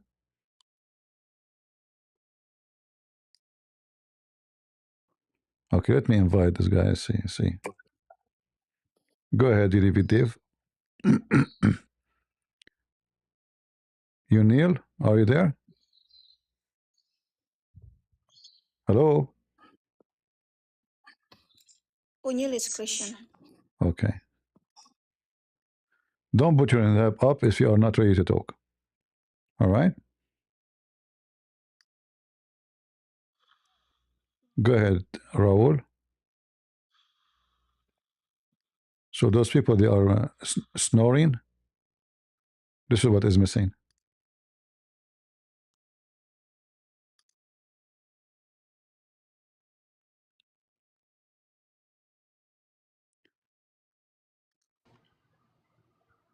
Go ahead, Prince. Hello? Are you there?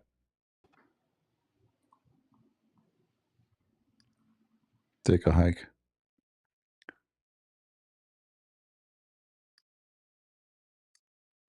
All right. Look like all those people, they are just, not real, playing games.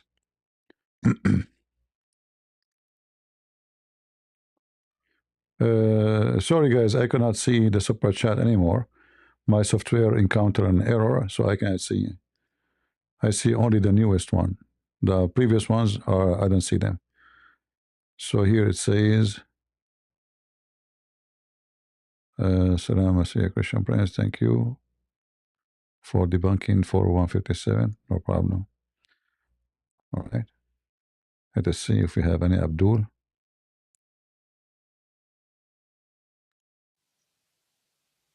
Go ahead, Snank.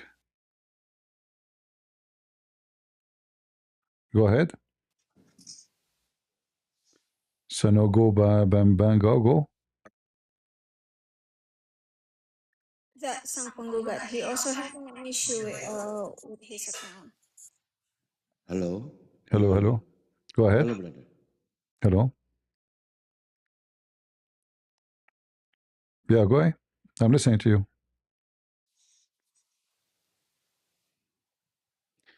All right. I don't have patience really for people who are not able to talk. If you have something to say to me, right away go and say, you know, I'm not waiting for the hello, how are you, how are you doing? Save me from those stuff. If you have a question, go for it. All right? Hello, it's me you're looking for. Zakir Naik, wait for you. Da-da-da-da-da-da-do. Hello. Do we have any Abdul? He believed that the Quran is not corrupt. I like the Quran, which is not corrupt, because the Quran without corruption is better. We have Gog and Magog, we have the flying carpet, we have a flying horse, we have the talking birds, we have all the cartoon. So I prefer this the a preserved Quran. All right? I like the preserved Quran. Any Muhammadan who believe in Allah and his messenger, messed up messenger. Anyone who believe in Gog and Magog. It's not impossible. It's not surprising that our medieval scholars believe this type of stuff.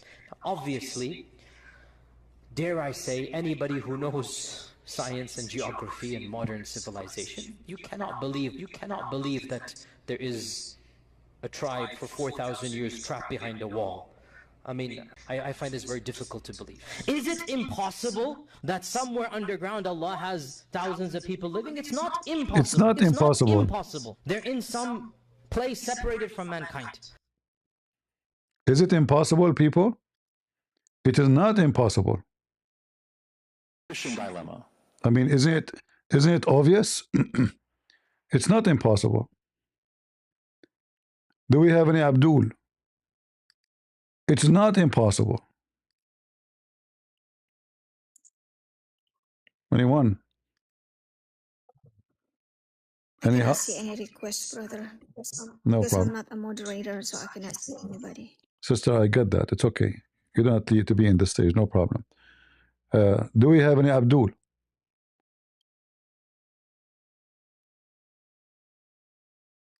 Any Abdul would like to join us?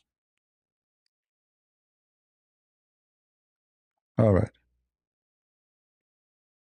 Well, look like we are dry in TikTok. Maybe we should open Discord and see if we can get a better luck in Discord. What do you think, Abdul? Can we do hunt in the Discord?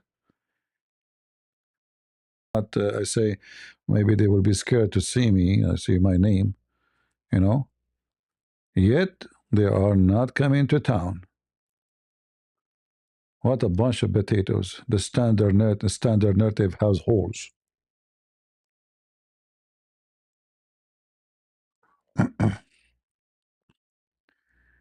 Do you make the church into bazaar?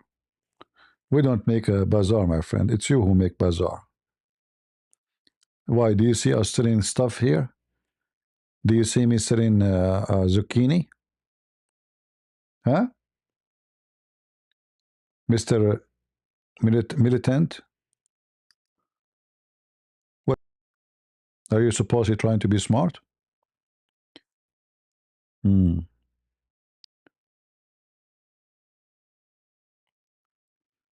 Muslims, please. Muslim, put your hand up. If you are a Muslim, put your hand up. Let us see. Maybe this guy is a Muslim.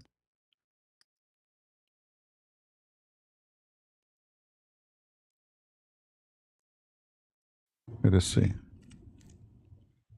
Hello? Arul? Arul? What's wrong? But he said he cannot request. His name is Emperor Bow Down. No He problem. said you don't have request option. You don't have what? Request? Yeah, he doesn't have the stairs to request. Oh, he don't like to be to come to the stage, you mean? No, Oh. there is no sign that you can request. How come? How come other people they can request and he cannot? Doesn't make sense. My other cannot. My other account doesn't have the request sign either. Maybe because you said you are punished. Could be it's a punish. My other account is in Maybe. punishment. All right. Any Muhammadan? I mean, this YouTube is acting up. Did I lose connection with YouTube? Okay, let me know what's happening. I will stop my TikTok. Maybe my internet is not doing good, and we will continue in YouTube and Rumble. If you like, guys, you like to join us, feel free. As you see, we don't have Muslims here anyway. So thank you, guys, in TikTok. We see you soon again, maybe tomorrow. All right. God bless you. Take care. Thank you, brother. God bless. All right, Zero Abdul. And I have a problem. I keep losing connection. Maybe it's my internet is being weak or something. I'm not sure. All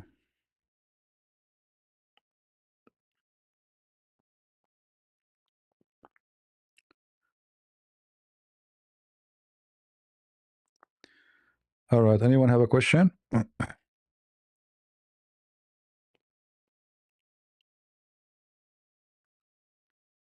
Anyone? Any Muhammadan would like to debate us?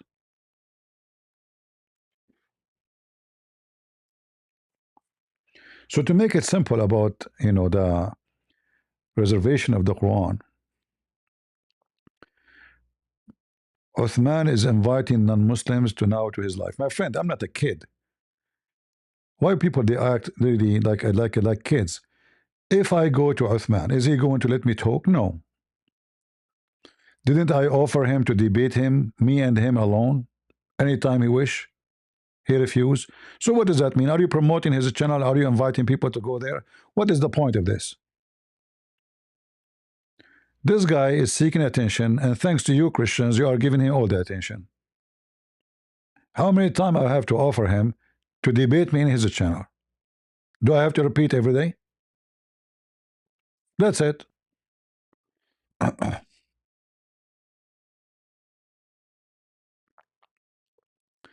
Matthew, so when you give to the needy, do not announce it in the trumpet, as the hypocrite do. My friend, we are showing the super chat to see if they have a question. I answer every question, including yours. Did you give me? Did you give any donation, militant? So don't be silly and don't school me. I mean, we just have this super chat, just new, like it's just because YouTube is shadowing my channel, hoping that they will let me appear in the search. But according to you, the one who gives super chat is trying to show off. Do you give me in secret, militant anti-atheism? Do you donate to me in secret? Honestly, do you donate to me in secret? Because you are against donate in public, right? Do your majesty donate to me in secret? Give me the answer.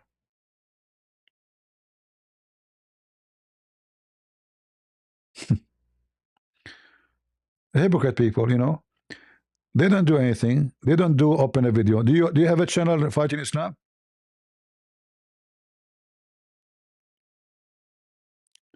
Super chat are for mentally ill. Okay, then do it. You are smart. And why you are here? If this is a bazaar, get out of here.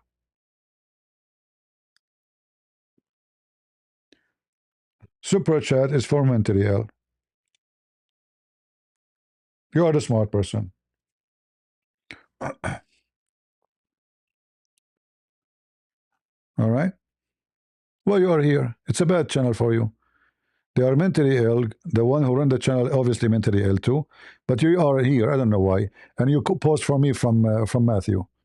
Like, is those guys they are donating to me because I'm the needy, hungry? Is that what you see it? Like, do you see me begging them for please help me? I want to eat. You're being a foolish now.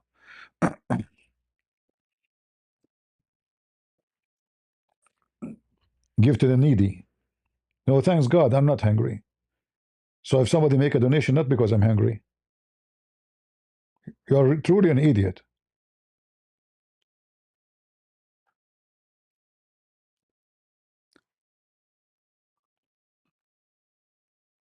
And I answer everybody. Like if there's one of you ask me a question, I ignore it. Are we favoring somebody?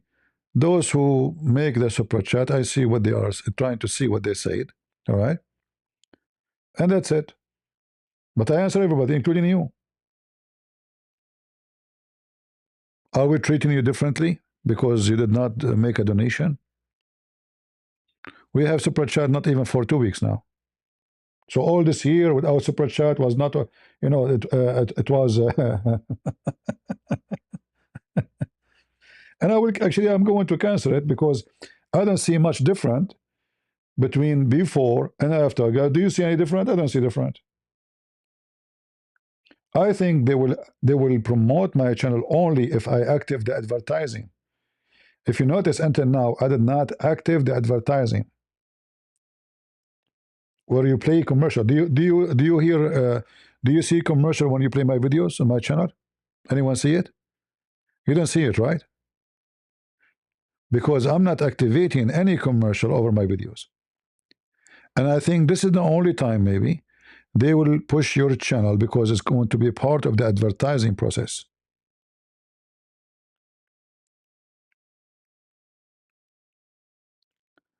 And if I see no different, I'm going to cancel this super chat.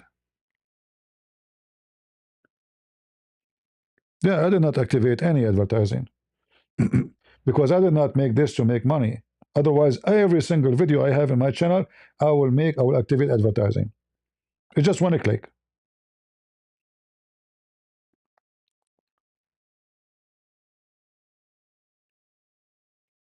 It take me one click. But I did not do it. But obviously, it's not going to help to promote my channel to get more review unless I activate that advertising thing. But then people, they will start seeing all kinds of garbage. YouTube, they send me an option, member only, members. I click no, all the channels you have, they have member only. So they make videos only for members. And then there's members even without videos, like they are favorite. I did not activate that. It's just another way to make money.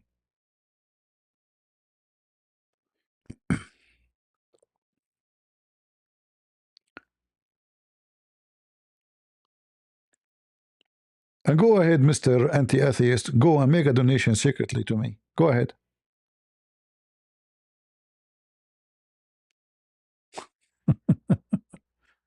So he will not do it secretly, he will not do it publicly, but he will complain.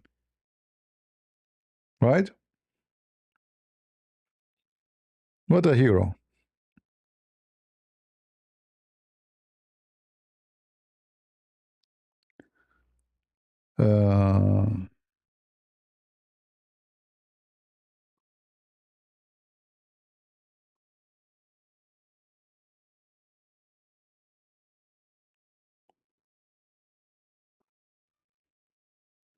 All right.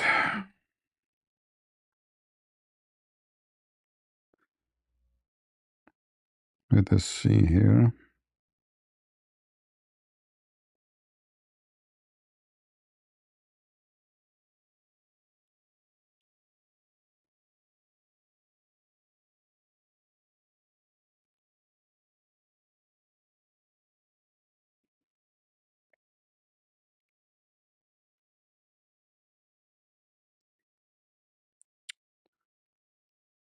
All right.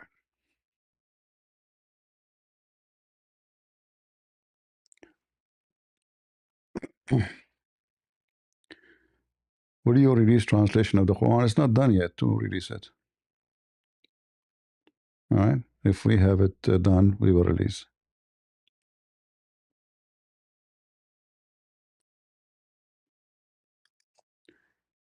Yeah, those potatoes, they will be, like somebody actually sent me a message, says that he made a video, but I never saw a video. What video? Let me see.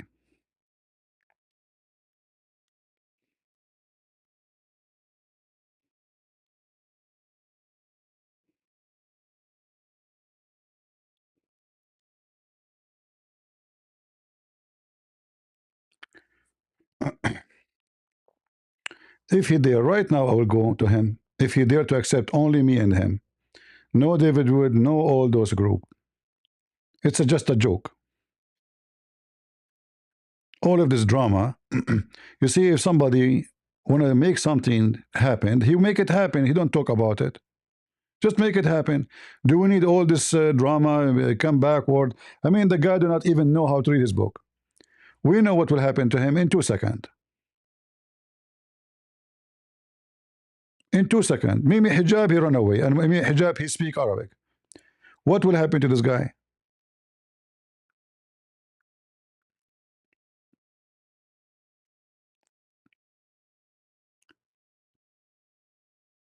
I offer him, I go to your channel, and you are the moderator, but there's no timing. You don't mute me. Allow me to show my screen to show the reference. That's all what I want. If you don't dare to do it in his channel, come here. I'm here. In fact, it's not me should go to him. He's just a potato. He's nobody. He should come to me. But I'm being humble. I say, okay, let us go to the snake house. Right? Let us smash the snake in her house. But the snake is afraid. What is preventing him from accepting to debate me, just me and him alone? And even I made the offer, he can call any friend during the debate, ask him for help. I will allow him to do so. It's just a way of humility. Because I want to show everybody that this guy is a potato. He have no idea what he is talking about.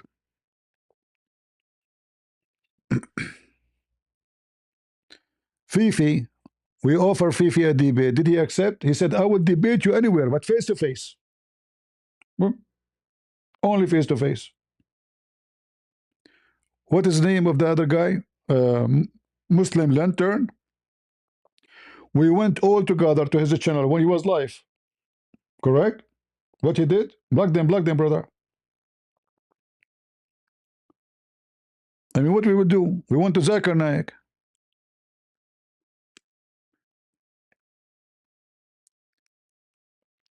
They offered this potato to debate in this, what they call it, BD something, you know?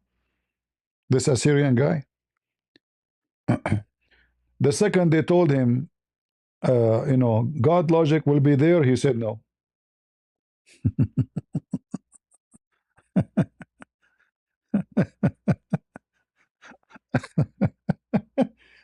So are you really seeking a debate with anybody? I don't know, like, you know, if you watch his videos, the guy, nobody watch his videos. But when he make those videos, I challenge you, he get a lot of view. The Muslim get excited, they believe him really, like, you know, he can really debate us, you know. Make it happen. Don't talk about it.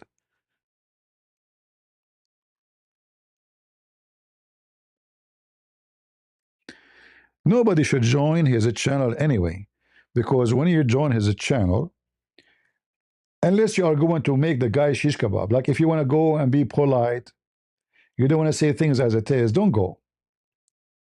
Don't go there. He prefer those group of people because simply they don't make really things, let us say, I don't want to be like, you know, talking about David Wood, but David Wood, he do not know really how to debate. Just mention to him something about philosophy, he will start talking about philosophy. In a second, he loves philosophy. The guy, he's obsessed with it. Just say to him philosophy, anything philosophy. If you want to debate Islam, focus in the topic, and you have to focus on the head of the snake. All right?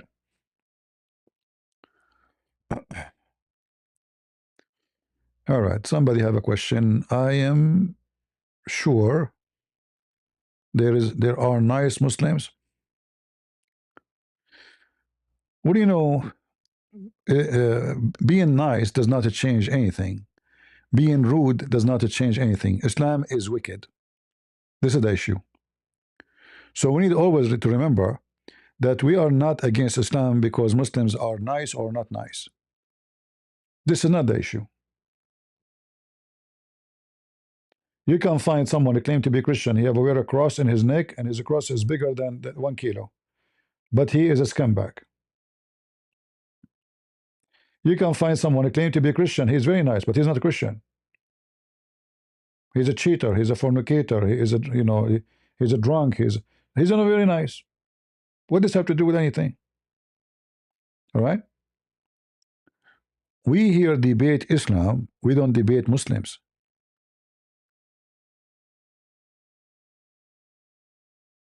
Because people, they can be anywhere. They can be bad. They can be good. All right. You're welcome. No question. All right. You see, my software doesn't show me really if there's a question. It shows me there's a super chat. Peer character jumping up and down. All right.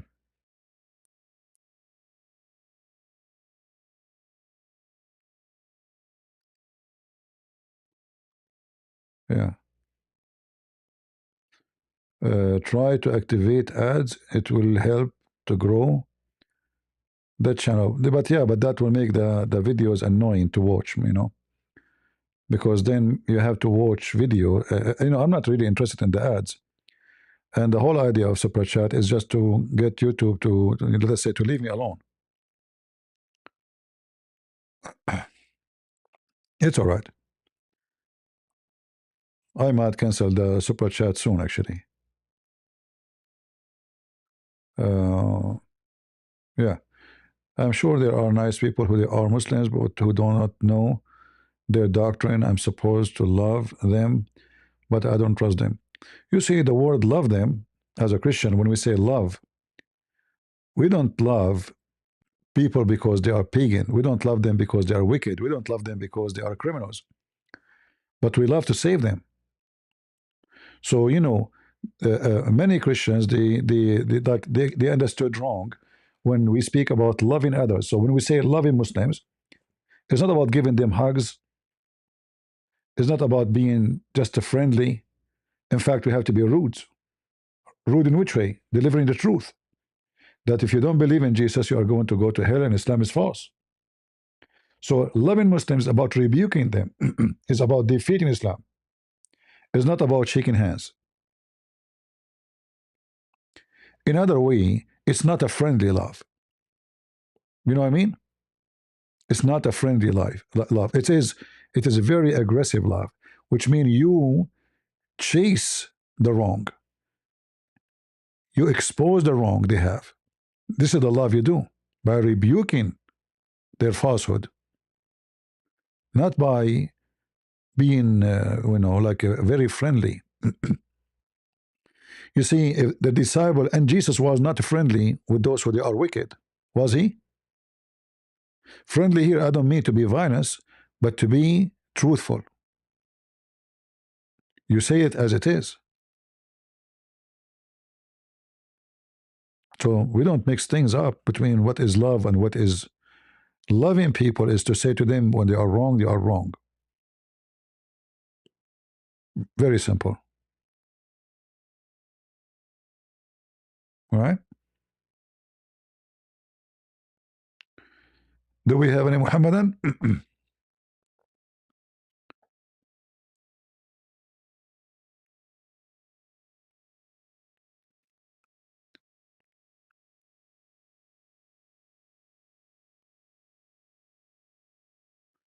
Yeah.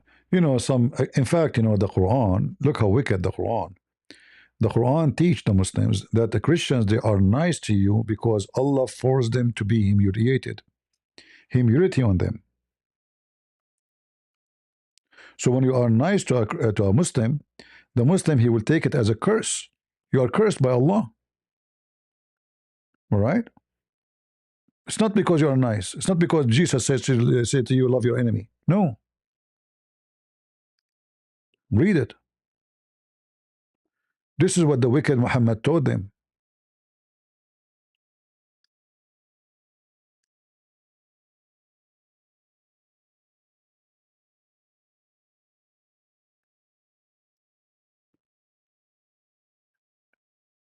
I don't know how many times you witness a Muslim might say to me, "You are not behaving like a Christian."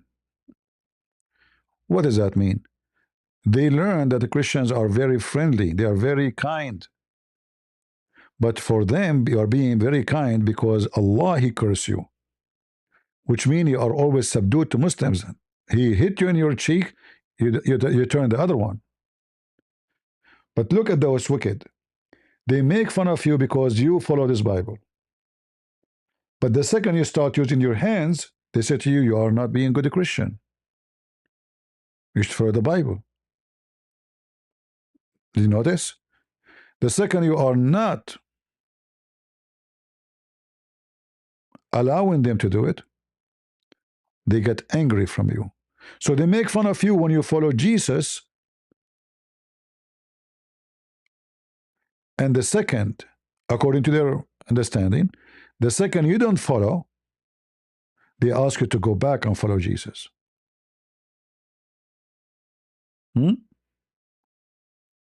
Yeah, they think they are superior, you know. That's why Muhammad, he said to them that you are the best of mankind. And who is the best of mankind? The Muslims who bring non-Muslims with the chain around their necks.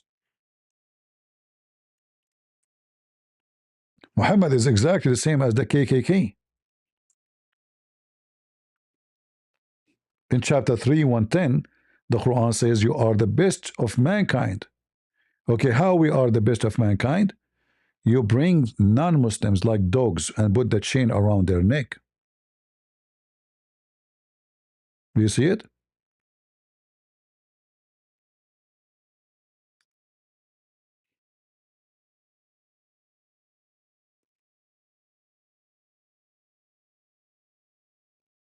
So when you hear a Muslim speaking about Islam came to spread peace and all this garbage, it's you know, it's a fraud. It's just to deceive you. You see, the Muslims, when they are superior in power, in army, in military, they will not say those things you see in YouTube. They will say, yes, we want to do this to you, we want to kill you, we want to slaughter you, we want to slave you, we want to do this and that. But today the world is a different world.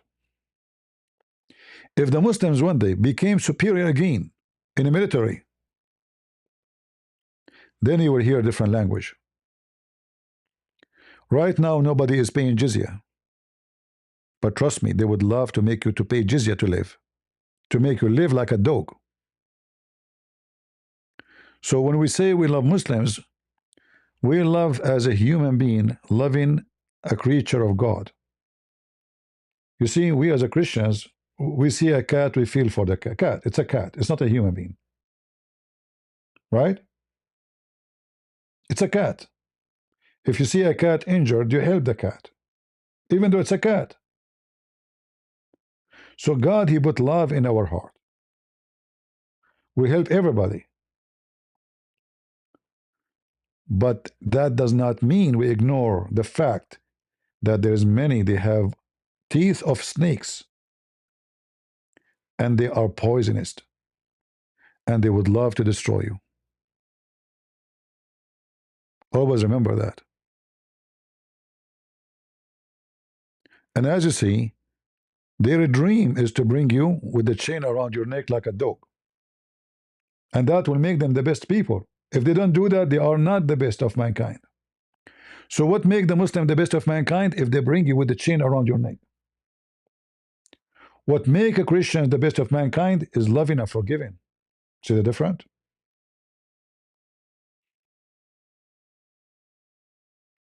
You are the best of mankind if you love, if you are a servant, if you are humble.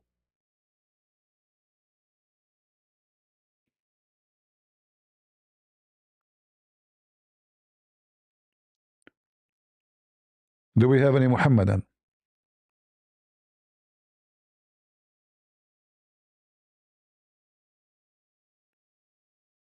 Exactly, Islam is a racism, you know. Islam is a racism.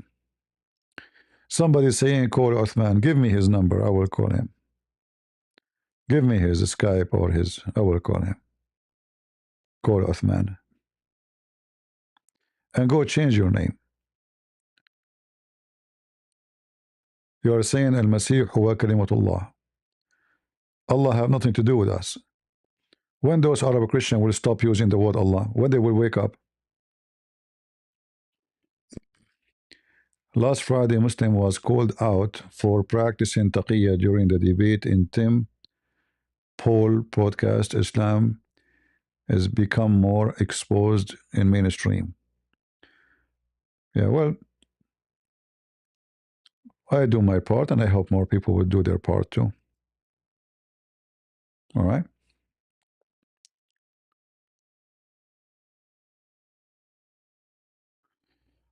CP, when Jesus says love your enemy, it does not mean love the Muslims. Love your enemy. I just explained why I have to repeat myself again. Loving Muslims, loving the enemy is not by giving them hugs. It is by saving them from their deceiving doctrines. It's not by hugs and kissing. Loving the enemy is by attacking the enemy, not by sword, not by killing, but attacking their falsehood. This is what loving the enemy means. You know, those some Christians, they sound like hippies. They try to make Jesus look like a hippie person who have some earring in his ears. Right?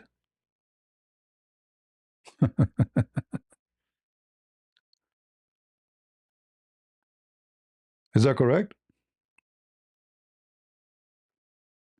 They are giving a false image of Jesus. Isn't this the same Jesus who flipped the tables over those who they are making the temple of the house of God a bazaar? It's the same Jesus. Isn't this the same Jesus who called them vipers, sons of snakes, hypocrite, all kind of names? It is Jesus. Right? It's the same person. Al-Masih. Yeah, brother, I will call him. Do you have his Skype to call him? Do you have his Skype to call him? I will call him right now. Do you do? Do you have his Skype? Give me his Skype. I will call him. Can you call him and join you so I can talk to you? I will talk to you. If you have a Skype, you call him and he join us. What do you think? Are you willing to do that?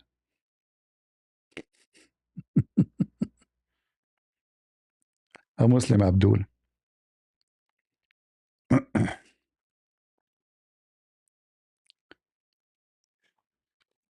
Oh, Lord have mercy.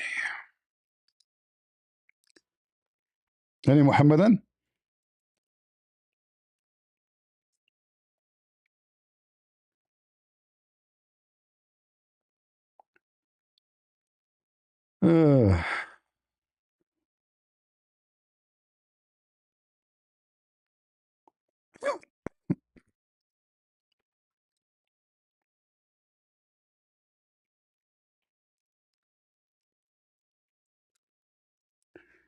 Yeah, loving the enemy is not what many Christians they think.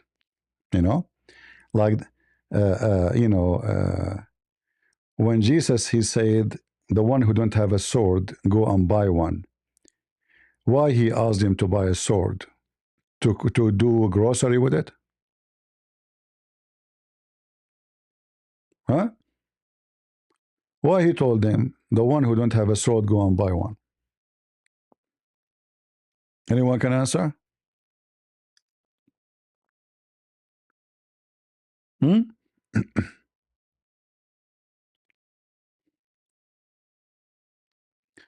I answered the question, the one about.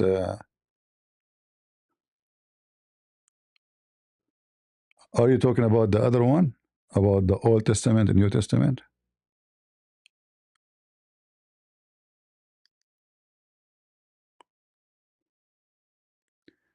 There is a difference between Old Testament Judaism or Rabbinic Judaism and the link to Islam, please. You see, we cannot make a link. There's no link. If Muhammad he copy from Christians and Jews, this is not a link. This is a thief. He's a fraud, and he is doing what a fraud do. You know, English is not my first language, so I don't know what you mean by link. But the way I understand it, you are trying to say that there is a connection. No, there's no connection. Muhammad is a fraud. He's trying to use any way, any method, so he can reach his goal. It's like somebody going for election. If the gay will vote for him, he say, I support gays.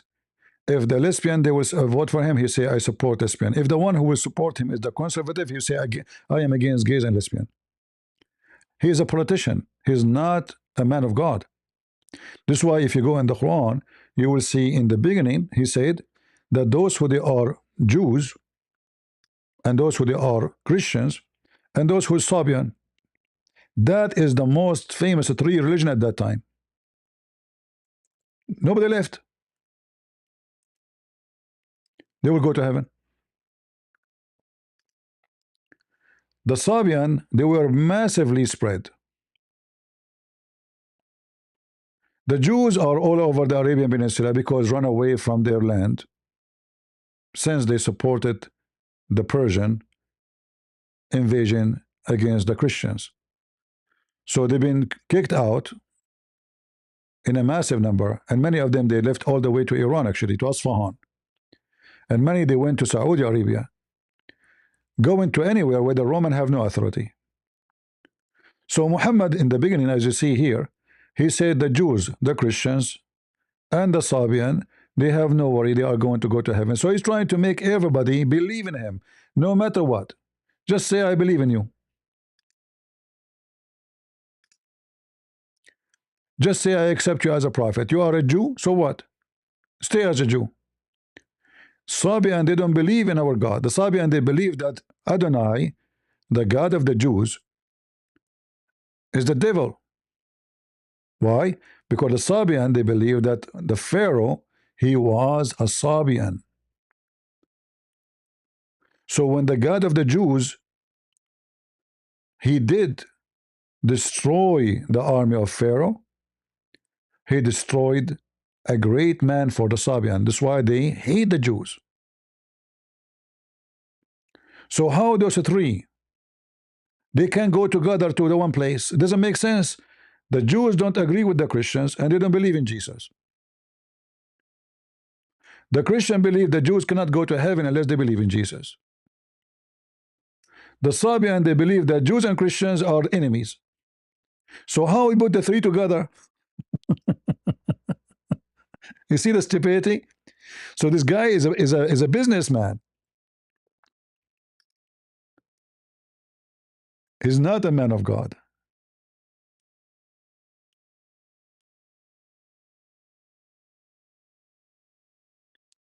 Are you with me?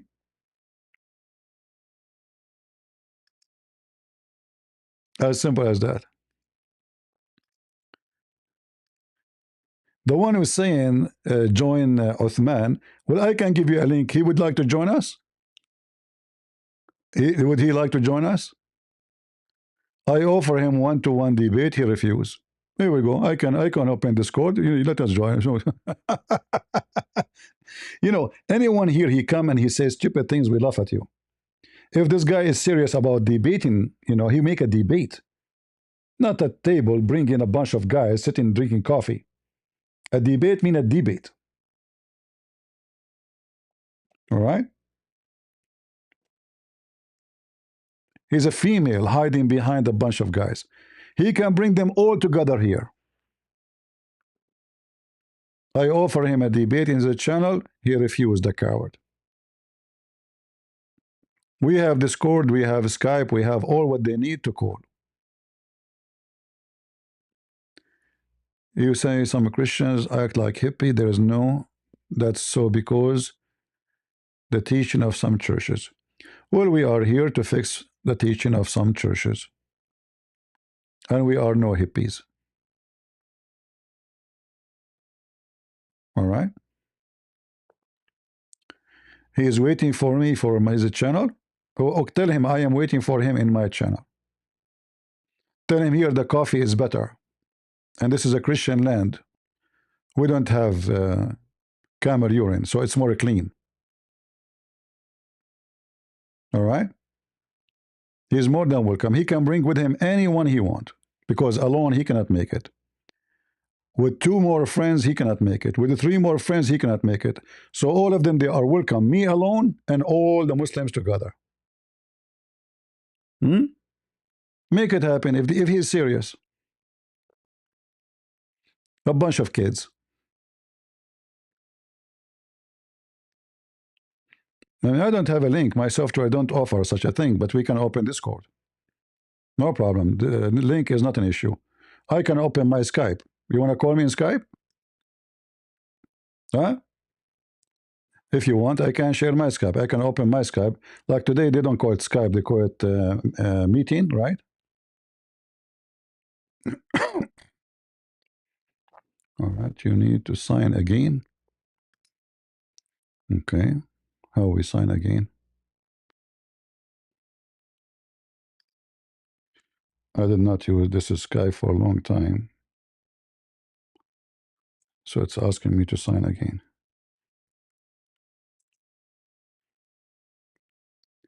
All right.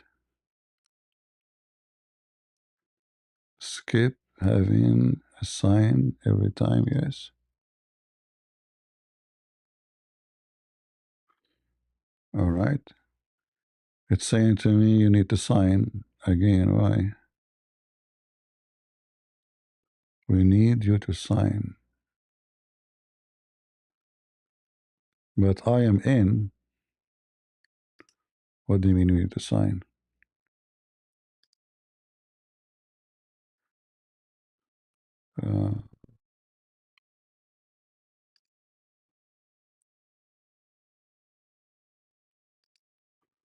Yeah, it says you need to sign. But when I click to sign,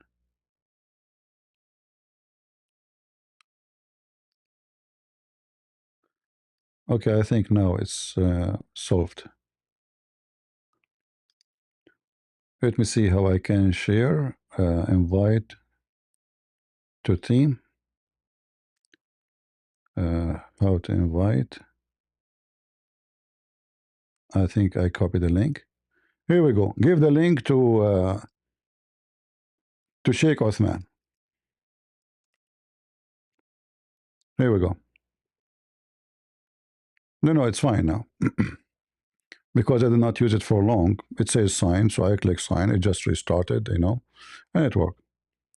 This is the link. Here we go. Tell your Uthman if he dare to call me. He can bring all the kids with him.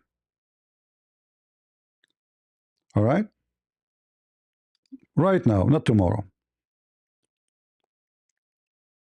But we can do it every day, not only today.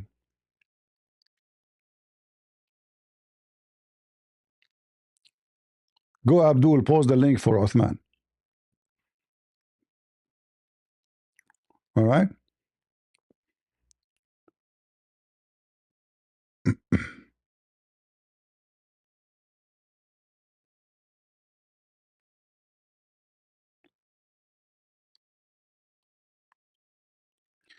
Well, the relationship between the Jews and the Persian, it's not because they believe in the same God, but the Persian, they were an enemy to the Roman, and the Jews, they are an enemy for the Roman.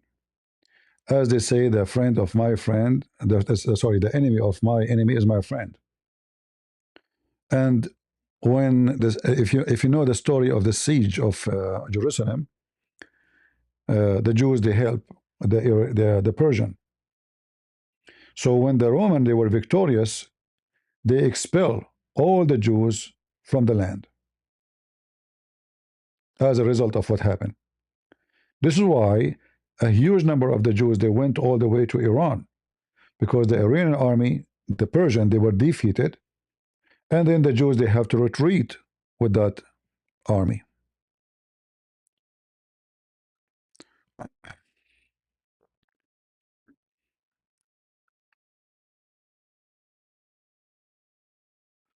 Yeah, those guys are coming to promote the channel of Uthman, obviously.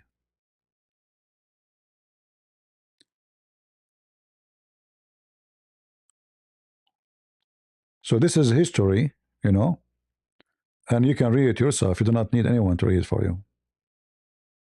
And actually, the hypocrite Muhammad, if you go to the chapter of the Roman, he have a chapter about the Roman. Muhammad in the beginning, he played as if he's a Roman. He acted like as if he's a Roman. So look what he said in chapter 30, verse number 1, 2, 3, 4. The Roman has been defeated or have been defeated in the nearer land. This is not really in the Quran, all right? And they, after their defeat, they will be victorious. And then, when the Roman are victorious, the believer will be rejoicing. Why?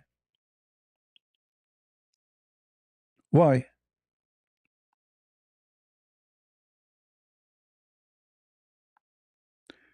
Muslims cannot answer why. They say to you because they are believers. The Christians are believers at that time. They are kuffar. They believe in Jesus to be God. And according to the story, the one who gave victory to the Roman is Allah. Why Allah want to give victory to the Christians? Here, Muhammad was trying to adopt the position of a Christian person.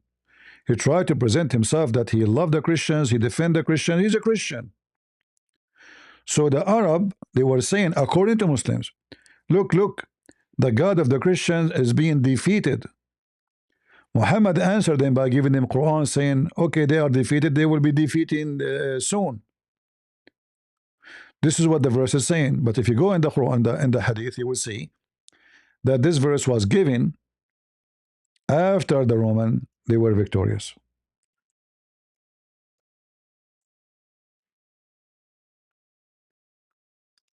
You see it? So it's a false prophecy anyway, because like Trump, he won the election, and then you prophesy that Trump, he will win the election. So Abu Sa'id narrated, on the day of Badr, the Roman had victory over the Persian. So the believers were pleased with that, and then the following was revealed: Alif Lam Mim, the Roman has been defeated. Up to his saying, the believers will rejoice.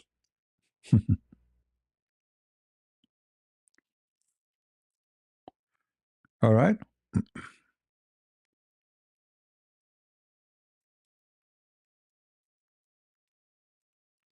When Muhammad, he said the Sabian, they are going to go to heaven. Based on what?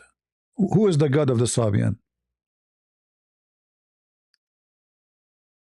Any Muslim can tell us? Who is the God of the Sabian?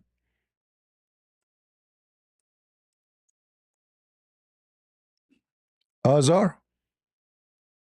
Or Allah? Who is their God? Why the Sabian, they will go to heaven? Any Muslim can answer? You see, nowhere in the Quran their name is mentioned except here. And nowhere in the Quran it's calling the Sabian people of the book. Okay, Muslims, what is the name of the book which is given by Allah to the Sabian? Why they will go to heaven?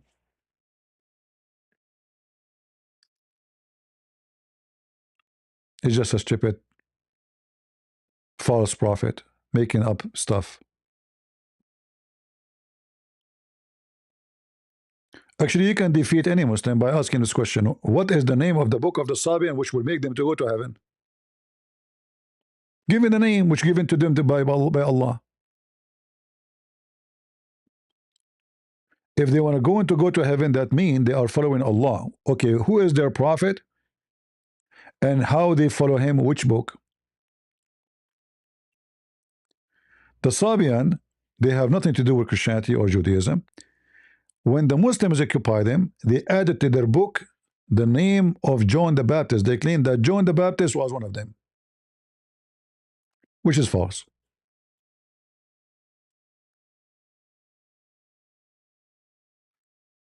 John the Baptist never went to Iraq, and this is an ancient. The Sabians exist long before John the Baptist. In fact, if you go, you will check, you will find that the Sabian, their book, is almost the same copy of the Quran today.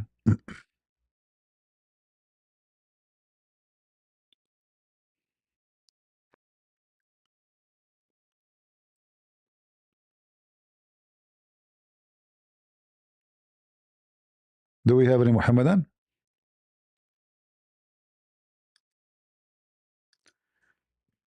If you search for the book of the Sabian, which is called Kanza Rabba,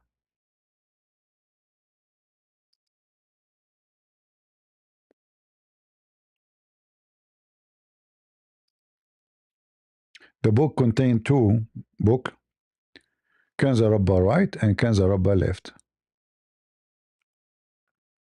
Then you will notice right away that Muhammad religion, most of it is coming from this book.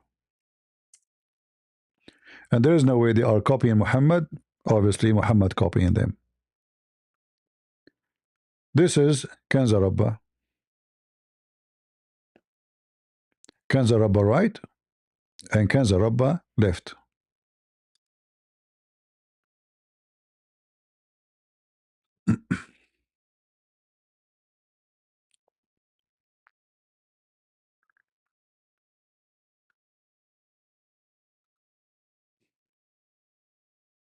It's taking time to load.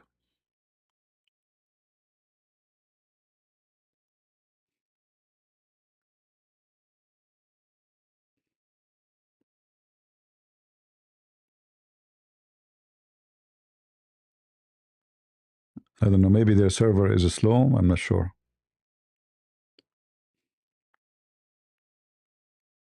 Right away, when you start reading, if anyone who speaks Arabic, right away he will notice that this is Quran.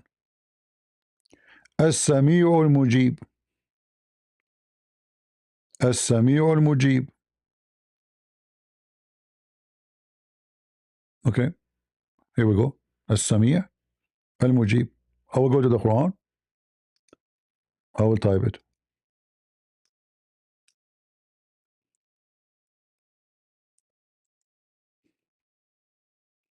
As-Sami'u al-Alim, As-Sami'u al-Mujib, As-Sami'u, all of it. It's exactly the same as the Quran.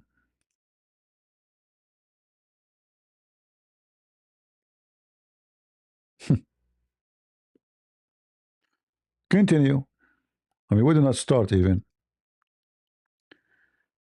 I wish you guys would speak Arabic because you would die laughing at this, at how much Muhammad is stealing from the whole story of Harut and Marut. The story of the story of Adam bowing down to the angels is coming from here. Sorry, the angel bowing down to Adam is coming from this book.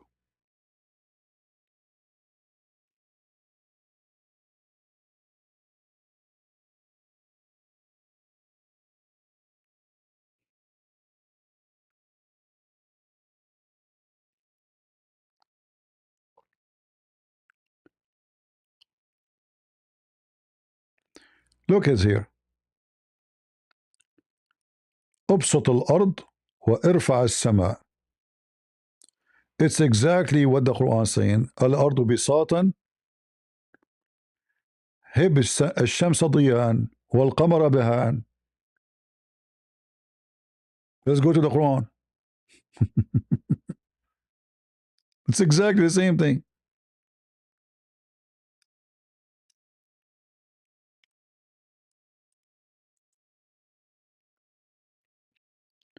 See it? The sun have diya and the moon have a baha light. It's exactly the same. And then أبسط الأرض, make the earth flat.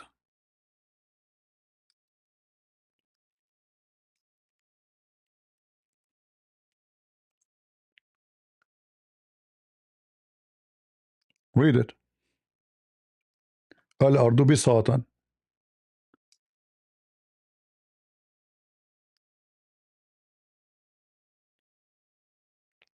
وارفع السماء. Allah, He lift up the sky. The sky wasn't the earth.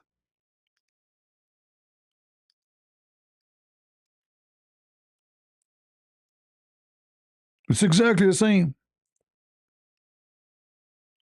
الله الذي رفع السماء. رفع السماء. رفع السماوات. رفع السماء.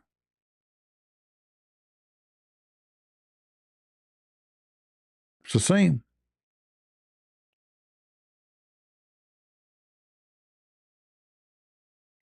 And again, repeating the same thing. He lift up the sky. He made the earth flat. And then He gave the sun light.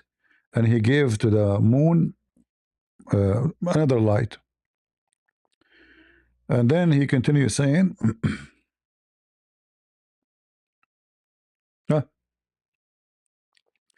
فسجدوا إلا الشرير فقد أبى. It's exactly the story of Adam in the Quran. Guys, you can take a screenshot. Do this. You can take a screenshot for the page. Let me leave the page up for you, so you can take a screenshot of all of it. Let us see. Take a screenshot. In your phone, you can use Google Translation. You can do that, right? I think all phones are now capable of doing that. So you can take a screenshot. If you don't know how to do the translation, you can watch videos on YouTube about how to do that. How you can translate an image. Like in my phone, you can just hit on like the one in the middle, you know, the bottom in the middle, in the middle of this, like in the bottom of the screen, the middle one. Any image in the screen, you hold your finger on it, on that bottom, and then it's going to be highlighted, and then you can choose translate. There's an option for translation will appear. I don't know if your phone has such a thing. So you can translate the whole page, and you will see how exactly the story is coming from the Quran. Sorry, the Quran taking story from here, because this is a book older than the Quran. So He commanded all the angels to bow down to Adam, except the evil one refused.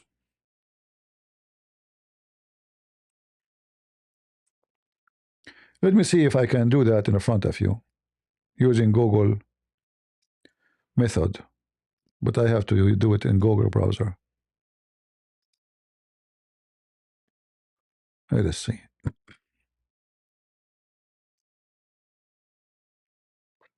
You see?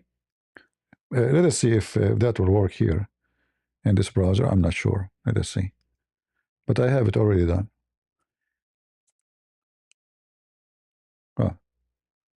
Image not found. Okay, let us pause the image here. Let us see if that works. See? There's an option here. It says translate. You see it? Translate. Here we go. Let the angels of hell protest to Adam.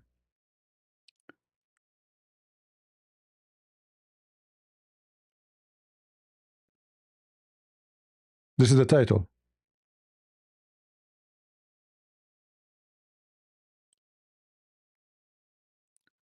Which book is coming from the story of bowing down to Adam? The angels bowing down? It's from this book. Let us take another page.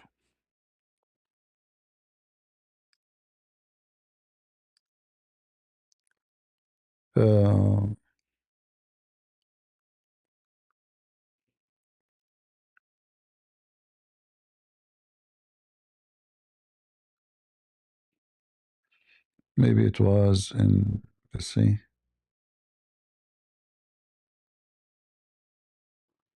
They are jumping in the story.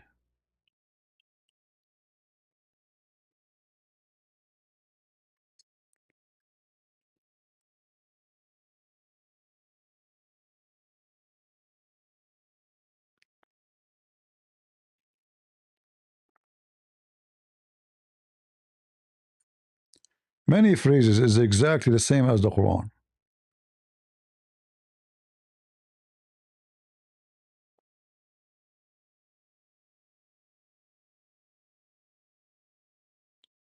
But by the way, this book is way better than the Quran. We can't compare, you know.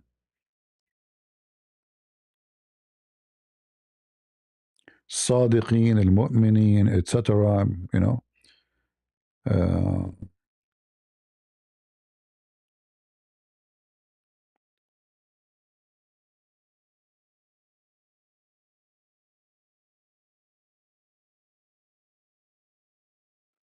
Do you see the name Allah? You see it, Allah? Look, see Allah? See it, right? This is Allah in front of you.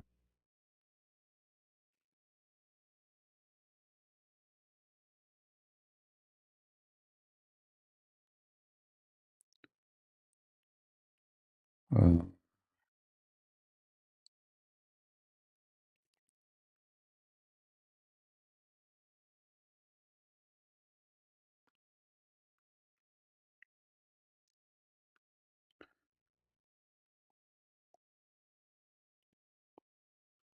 I'm trying to find where the story in details with Adam.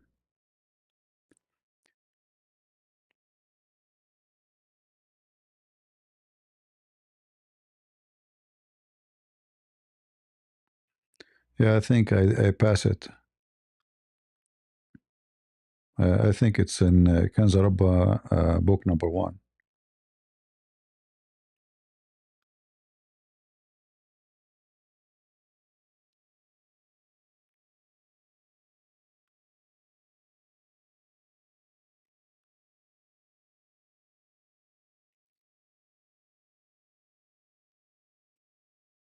Too bad this website doesn't give us an option to search to find, you know, the exact story you are looking for. So you have to flip the pages this way. You know, they don't have it available even to download.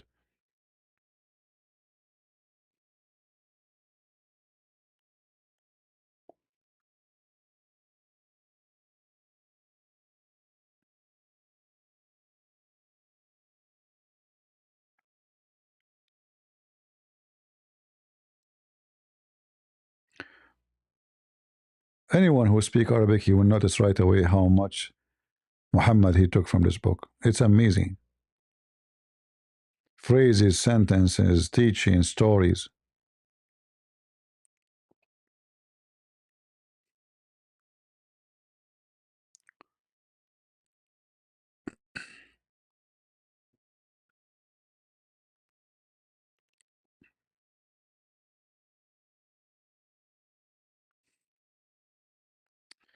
Yeah, I don't want to give you a headache, you know, flipping pages here. I hope I did not give you a headache.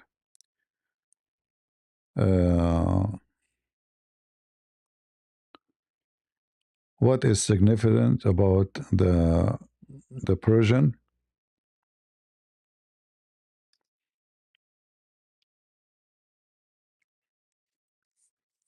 It's not about Iran. It's about that Jesus is for the whole world.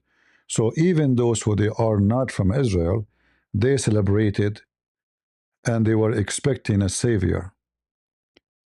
Which means it's true that the Jews is the only one is waiting for Jesus because this is mentioned in their scriptures, but there's other nations they heard about the coming of the Messiah too. So the Messiah is not only really for the Jews, the Messiah is for everybody. And what happened that three who they are foreigners, they are Gomai, they are not from the Jews, coming to celebrate is a clear proof that Jesus came for all. Otherwise, what is their business? Why even they are waiting for him?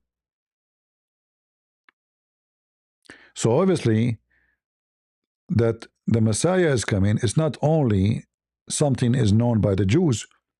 There's other foreign nations. They knew about the Messiah is coming and they believe in him. And they are not from the Jews. And those people are an example of that. All right?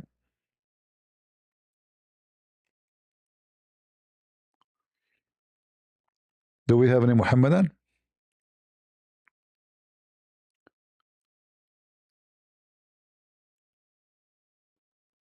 Nobody.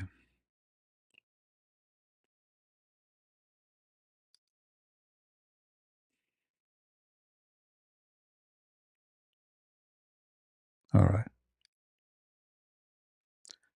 Any other question?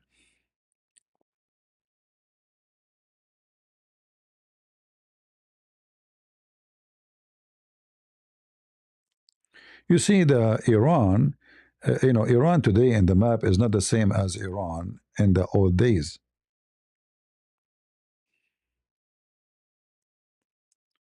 Because those kingdoms, they are empires. They are not. Iran today is way smaller than it used to be. You know.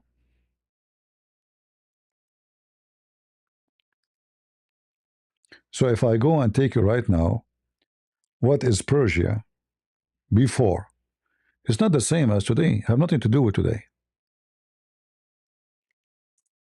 This is Persia before. Imagine.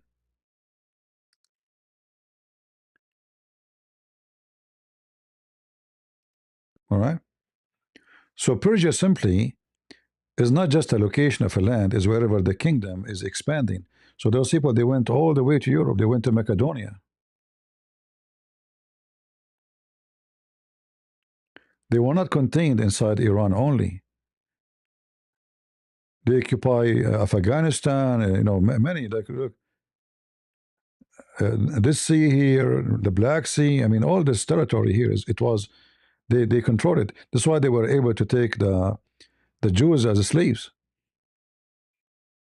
They went all the way to Egypt.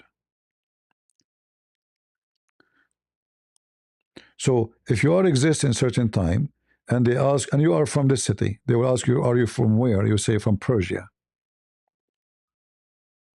Why? Because it is occupied by the Persian, the authority. So this is the Persian Empire between 538 and 332.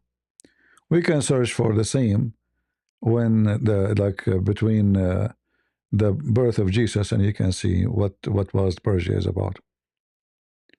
All right. Same as Rome. Rome in certain time. Rome is not the one in Rome. Rome, all of this is Rome. Even Tunisia is part of Rome. You know. Even Tunisia is part of Rome.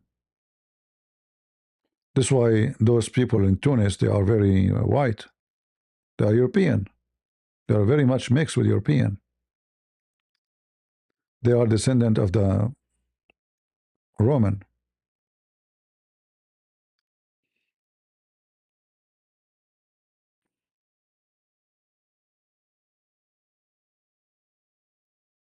All right.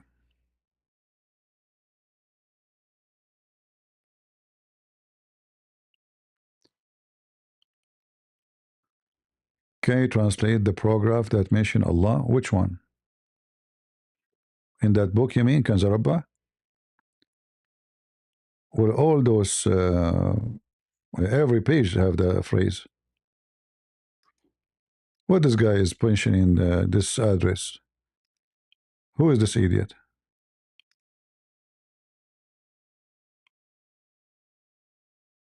Is that your address? Oh, we block somebody by mistake. Hold on. How we can unblock you? Okay.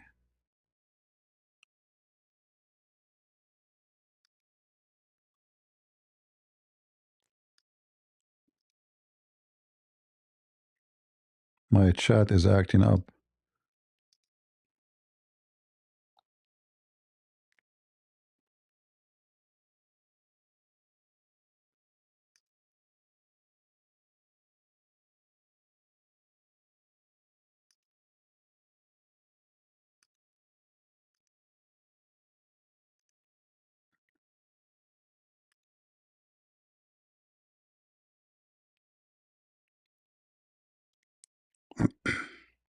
All right.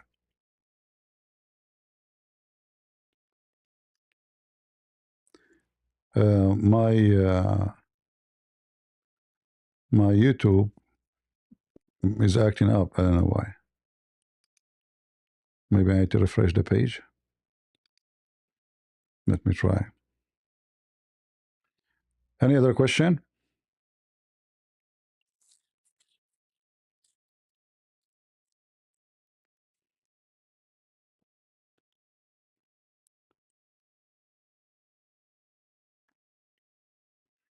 Let us see. We refresh the page to see if the chat is coming correct.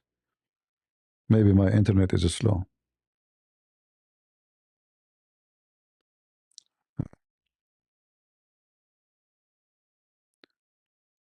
Any question?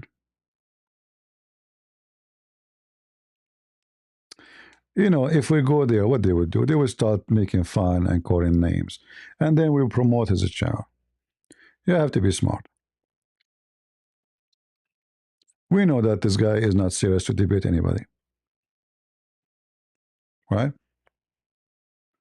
It's a joke.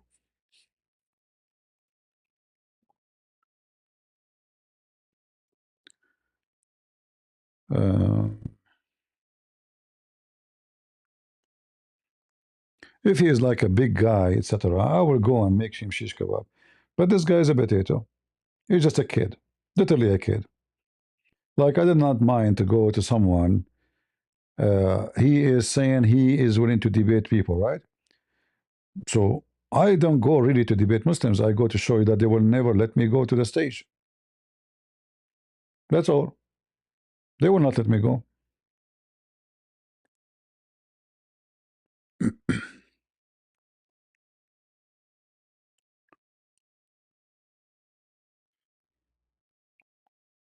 We wouldn't have many admins here. We have no admins. The hadith were written way after Muhammad died. Who and when coded da'if and sahih? Well, supposedly the Muslim, they start searching and finding who is the one is trustworthy and which hadith is repeated and which one is repeated only once. So they created their own rules, which is not really there, you know. However, even those who collected the hadith, in their books they said any hadith which does not be fit to be about our prophet, we did not put it in the book, which means already they filter it. Any hadith does not be fit to mention, not because it's da'if, not because it's not good, because it does not be fit, will make Muhammad look bad. So the Muslims now, they have to make another filtration. Any hadith look embarrassing, will say it is da'if, or even will reject it totally. If the hadith sound good, even if it's not supported by anyone, they will say it is strong. All right?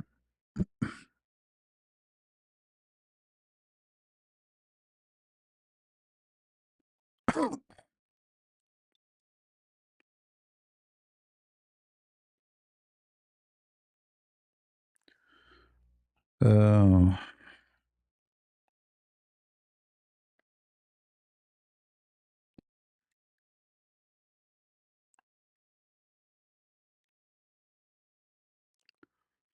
the hadith you mentioned to me is about Muhammad's daughter when she died, which is very strange, by the way, because Muhammad don't have any daughters.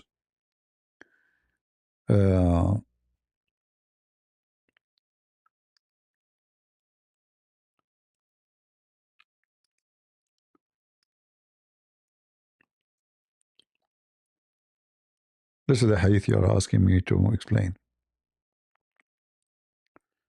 Muhammad always come with his own fictions, but you will notice here that Muhammad, he went down to the grave of so-called daughter. But this is something he did with the mother of Ali. She was naked in the grave. He lay down with her. He took off his shirt, which means he got naked too, and he lay down with her. And when they ask him why you do that, he says, I am because she is not a believer. So by doing that, the pressure of the grave on her will not be bad.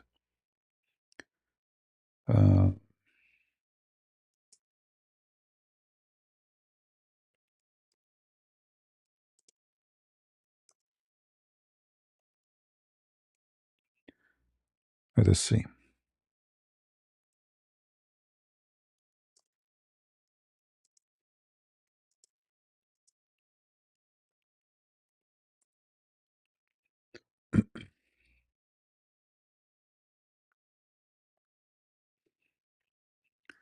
So the hadith says اضطجع معها في قبرها. Let me show you. Very wicked way, you know. Imagine somebody, a woman, she is dead, and they say she is very beautiful and she was young. So Muhammad, he lay down with her, and the excuse is to make the pressure of the grave nice. I don't know if I can find this hadith in English, but we will try. But I don't think so. So this is the hadith here.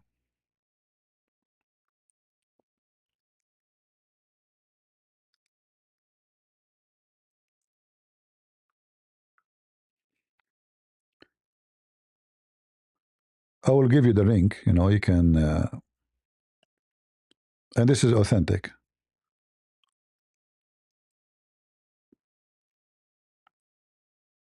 When Fatima, the mother of Ali ibn Abi Talib, died, the Prophet, peace and blessings be upon him, took off his shirt and dressed her in it, and he lay down in her grave. When the earth was leveled over her, some of them said, O Messenger of Allah, we saw you do something you have not done for anyone else. He replied, I dressed her in my shirt so that she may be clothed in the garments of paradise, and I lay down with her in her grave to alleviate the pressure of the grave upon her. See? Indeed, she was one of the best of God's creation to me in her conduct, after Abu Talib. Summary of the Hadith scholar's judgment. It contains Sa'dan ibn al-Walid, whom I do not know, but the rest of its narrators are trustworthy. Narrator, Abdullah ibn Abbas.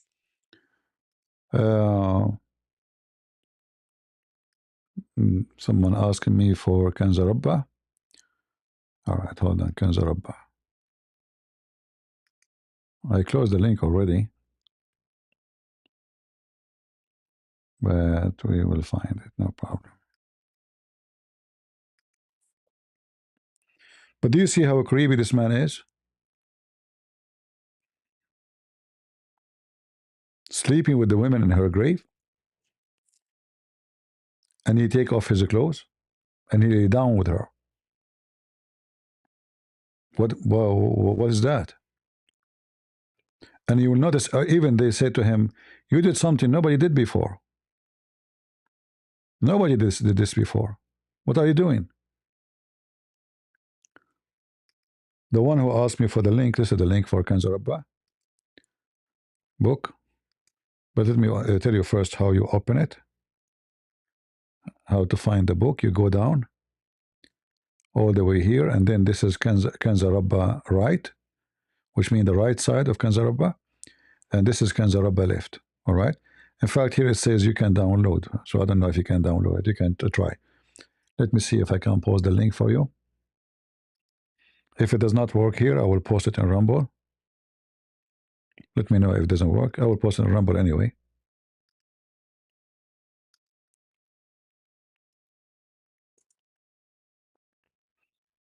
And this is the link for the hadith, the one I mentioned. Here we go.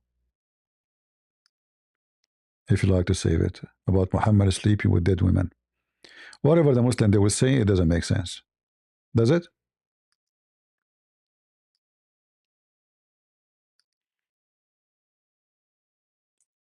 Why she is going to, if she wear your t-shirt, she will enjoy paradise. What does that mean?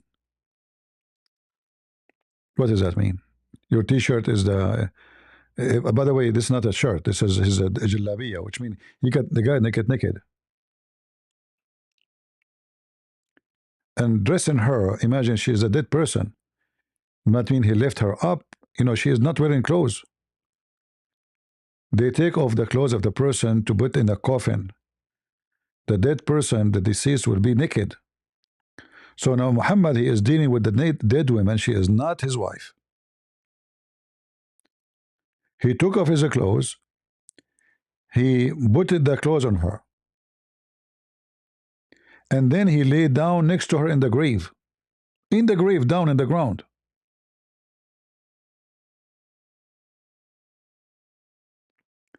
So when people, they are witnessing this, people, they say to him, we never saw you do such a thing. This is strange. What is this? He said, I dressed her with my shirt, so she may be clothed in the garment of paradise. And I lay down with her in the grave to alleviate the pressure of the grave on her.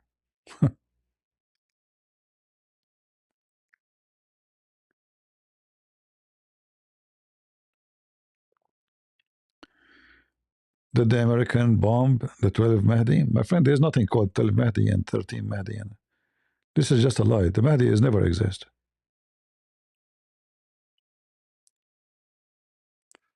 The character of the Mahdi is a fairy tale. There's no Mahdi. Never exist. Never was. Will be exist. This is why you see there's fiction stories about Al Mahdi. Like Al Mahdi is born of a woman, but not from her vagina. He was born from her thigh. Why? Because he's Al Mahdi. You know.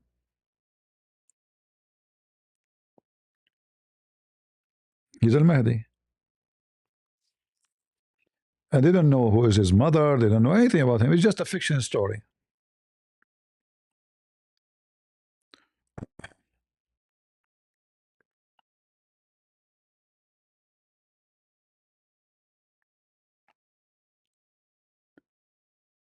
Yeah, the Muslim, they mention that make a bidding for the guest and one for the devil, because you know temptation will come with it. Like if you remember the story of when Aisha, she found one of Muhammad's companion. He was washing or not. Yeah, he's washing his dress because he masturbated. So Aisha, she told him, let me show you how I clean the dress of Prophet of Allah from the semen. So she starts scratching it. Sorry, I'm losing my voice. Scratching the semen from the dress. So the guests, when they come to Muhammad's house, obviously they start masturbating in his house.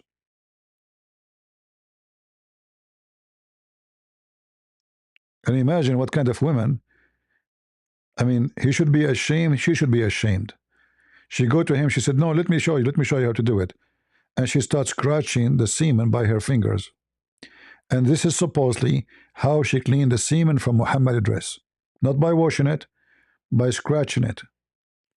So she leave the semen until it's dry.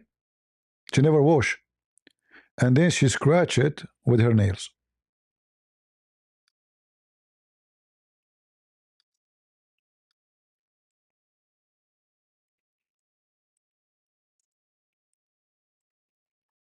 Let me see if I can find the hadith in English first.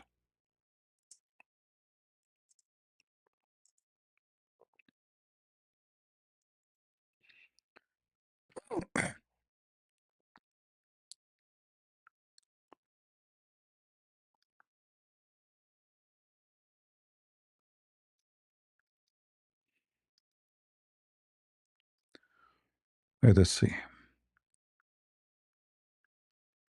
Obviously, Aisha, she's a very lousy woman, you know. In other words, she is like, I don't know what's the word whore, but this is a behavior of a whore. There we go.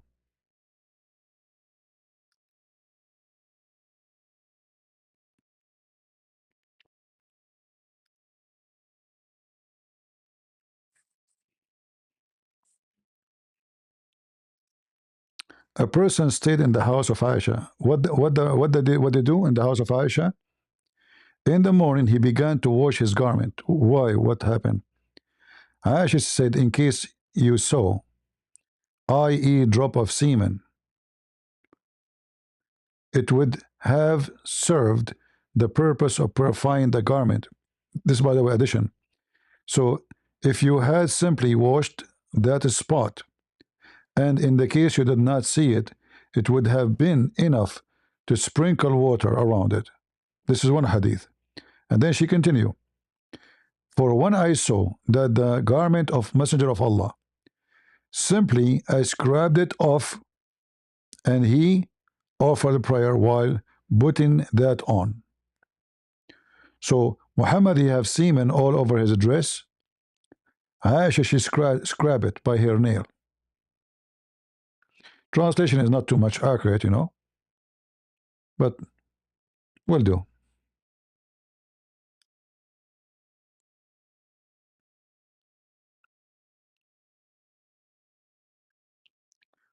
But imagine Muslims coming to the house of Muhammad and he have his wife there and they are masturbating in the house of Muhammad.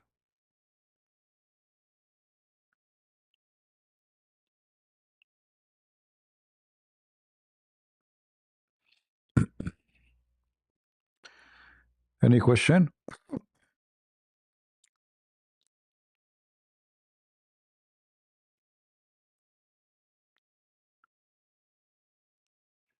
Yeah, this woman, she have no shame, Aisha. You know, Aisha, she is a very trashy woman.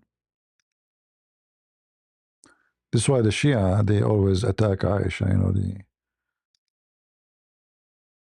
she's very evil, actually. You know, she took, imagine, she took an army to kill Ali and his family.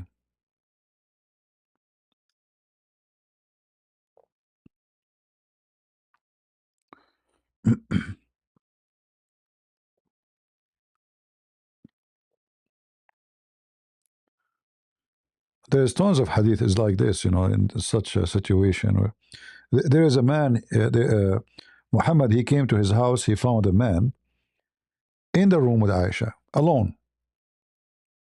The whole house, there's nobody. Only Aisha and this man. So Muhammad, he got angry.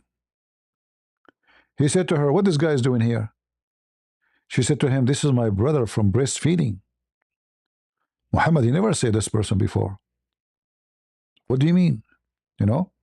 So obviously he was sleeping with her, and Muhammad suddenly he got her busted.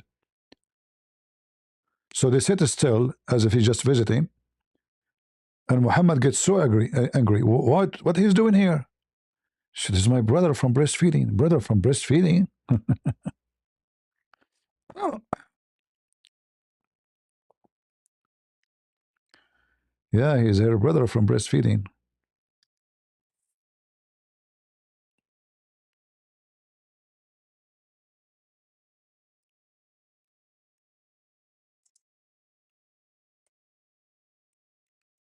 The husband is very old.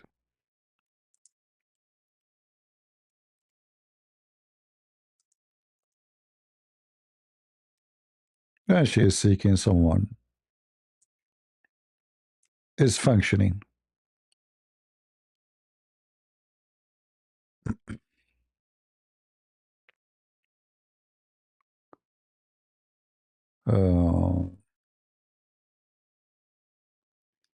Let me see the hadith.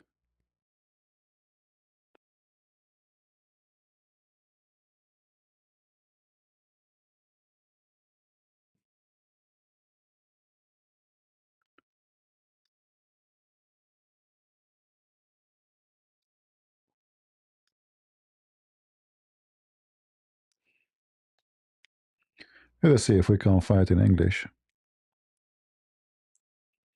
So if you are cheating on your husband and your husband came and you are a Muslim woman, just tell him, he is my brother from breastfeeding. All right? Well, I don't think we will find this hadith here. So let us see.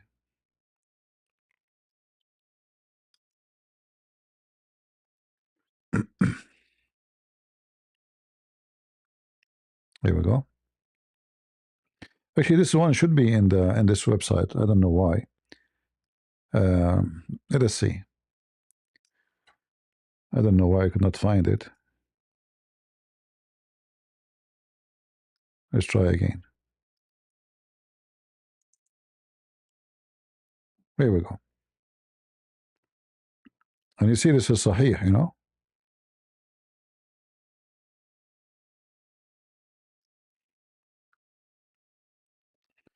So Aisha said, Allah Apostle visited her when a man was with her. You see it? A man was with her. And this man, he is breastfed from adult. Which means Aisha, either she breastfeed him herself or she commanded her sisters. And this is the book of Effin, Nikah, chapter regarding breastfeeding for adult. Aisha, she said, Allah Apostle visited her when the man was with her, a man. The narrator have said, this is grieved him, which means he gets so upset, and he frowned. The Agree version then goes, she said, he is my foster brother, Apostle of Allah. Muhammad, he says, hey, really? Breastfeeding because only for the hungry. Why is it? Which means what? So what do you mean? Breastfeeding only for the hunger. Was he hungry?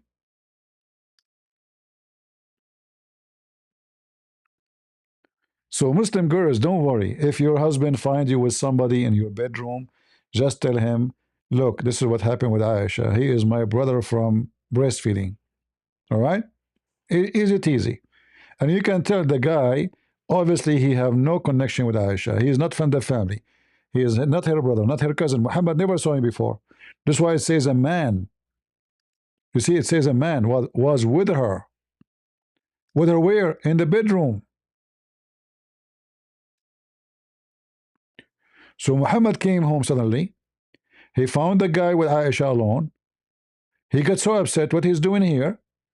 Oh, he's my brother from breastfeeding for adult. Right?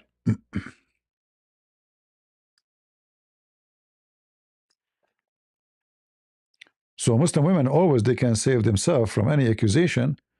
If Aisha can do that, she can do that. Right? Why not?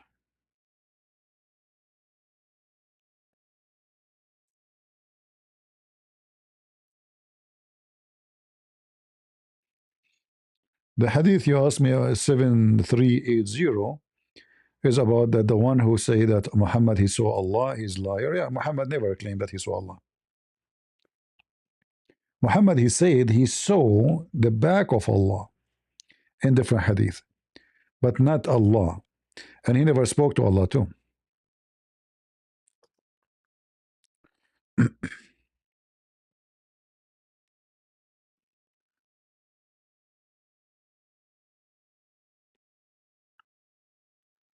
Any Muhammadan?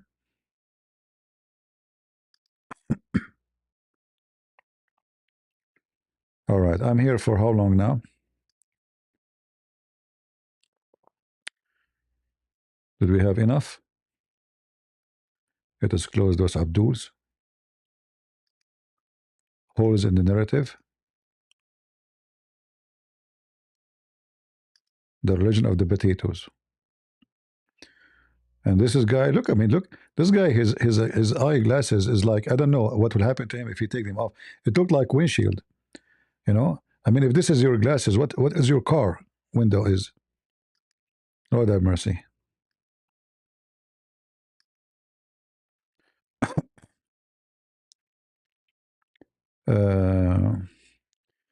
Well, you know, it's time for me to go, guys. I'm here for a few hours now. How many hours? Yeah, many hours.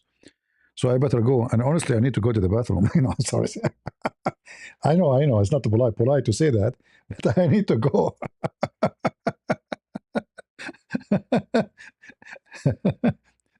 I did not go to the bathroom since the morning.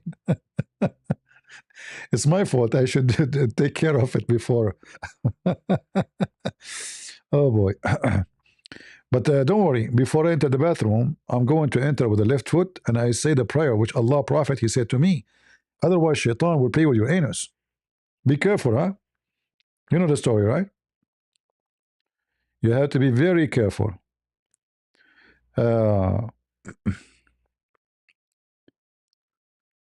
What a wicked religion. All right, guys. I want to say thank you for all of you. I hope I answered the questions for whoever. If I did not answer you this time, I did not notice your text, please ask me the next time and I will be happy to answer. As you know, I love to answer everybody, but like you might be posting a text in the comment when I'm looking for reference for somebody else who asked me already. So you think I saw your text, all right? I don't ignore text of people, you know, but I cannot look at the like now. My screen is blocked by the browser, so the YouTube channel is behind this browser. I see no chat. In order to go there, I have to move my mouse and go up there and click at the chat so I can see it. So if I did not notice your text, I'm not ignoring it. Next time, God is willing, you can ask me, and I will be happy to answer you. All right? And I will try to be back tomorrow here. God is willing. I might go back later, actually, if my voice feel more comfortable. If I could, I will go. Why not?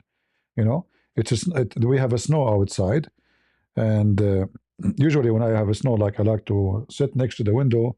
It reminds me when I was a kid watching snow. You know, so it's a pleasant time. Merry Christmas. All right, guys. Thank you very much. God bless you. See ya. Bye bye.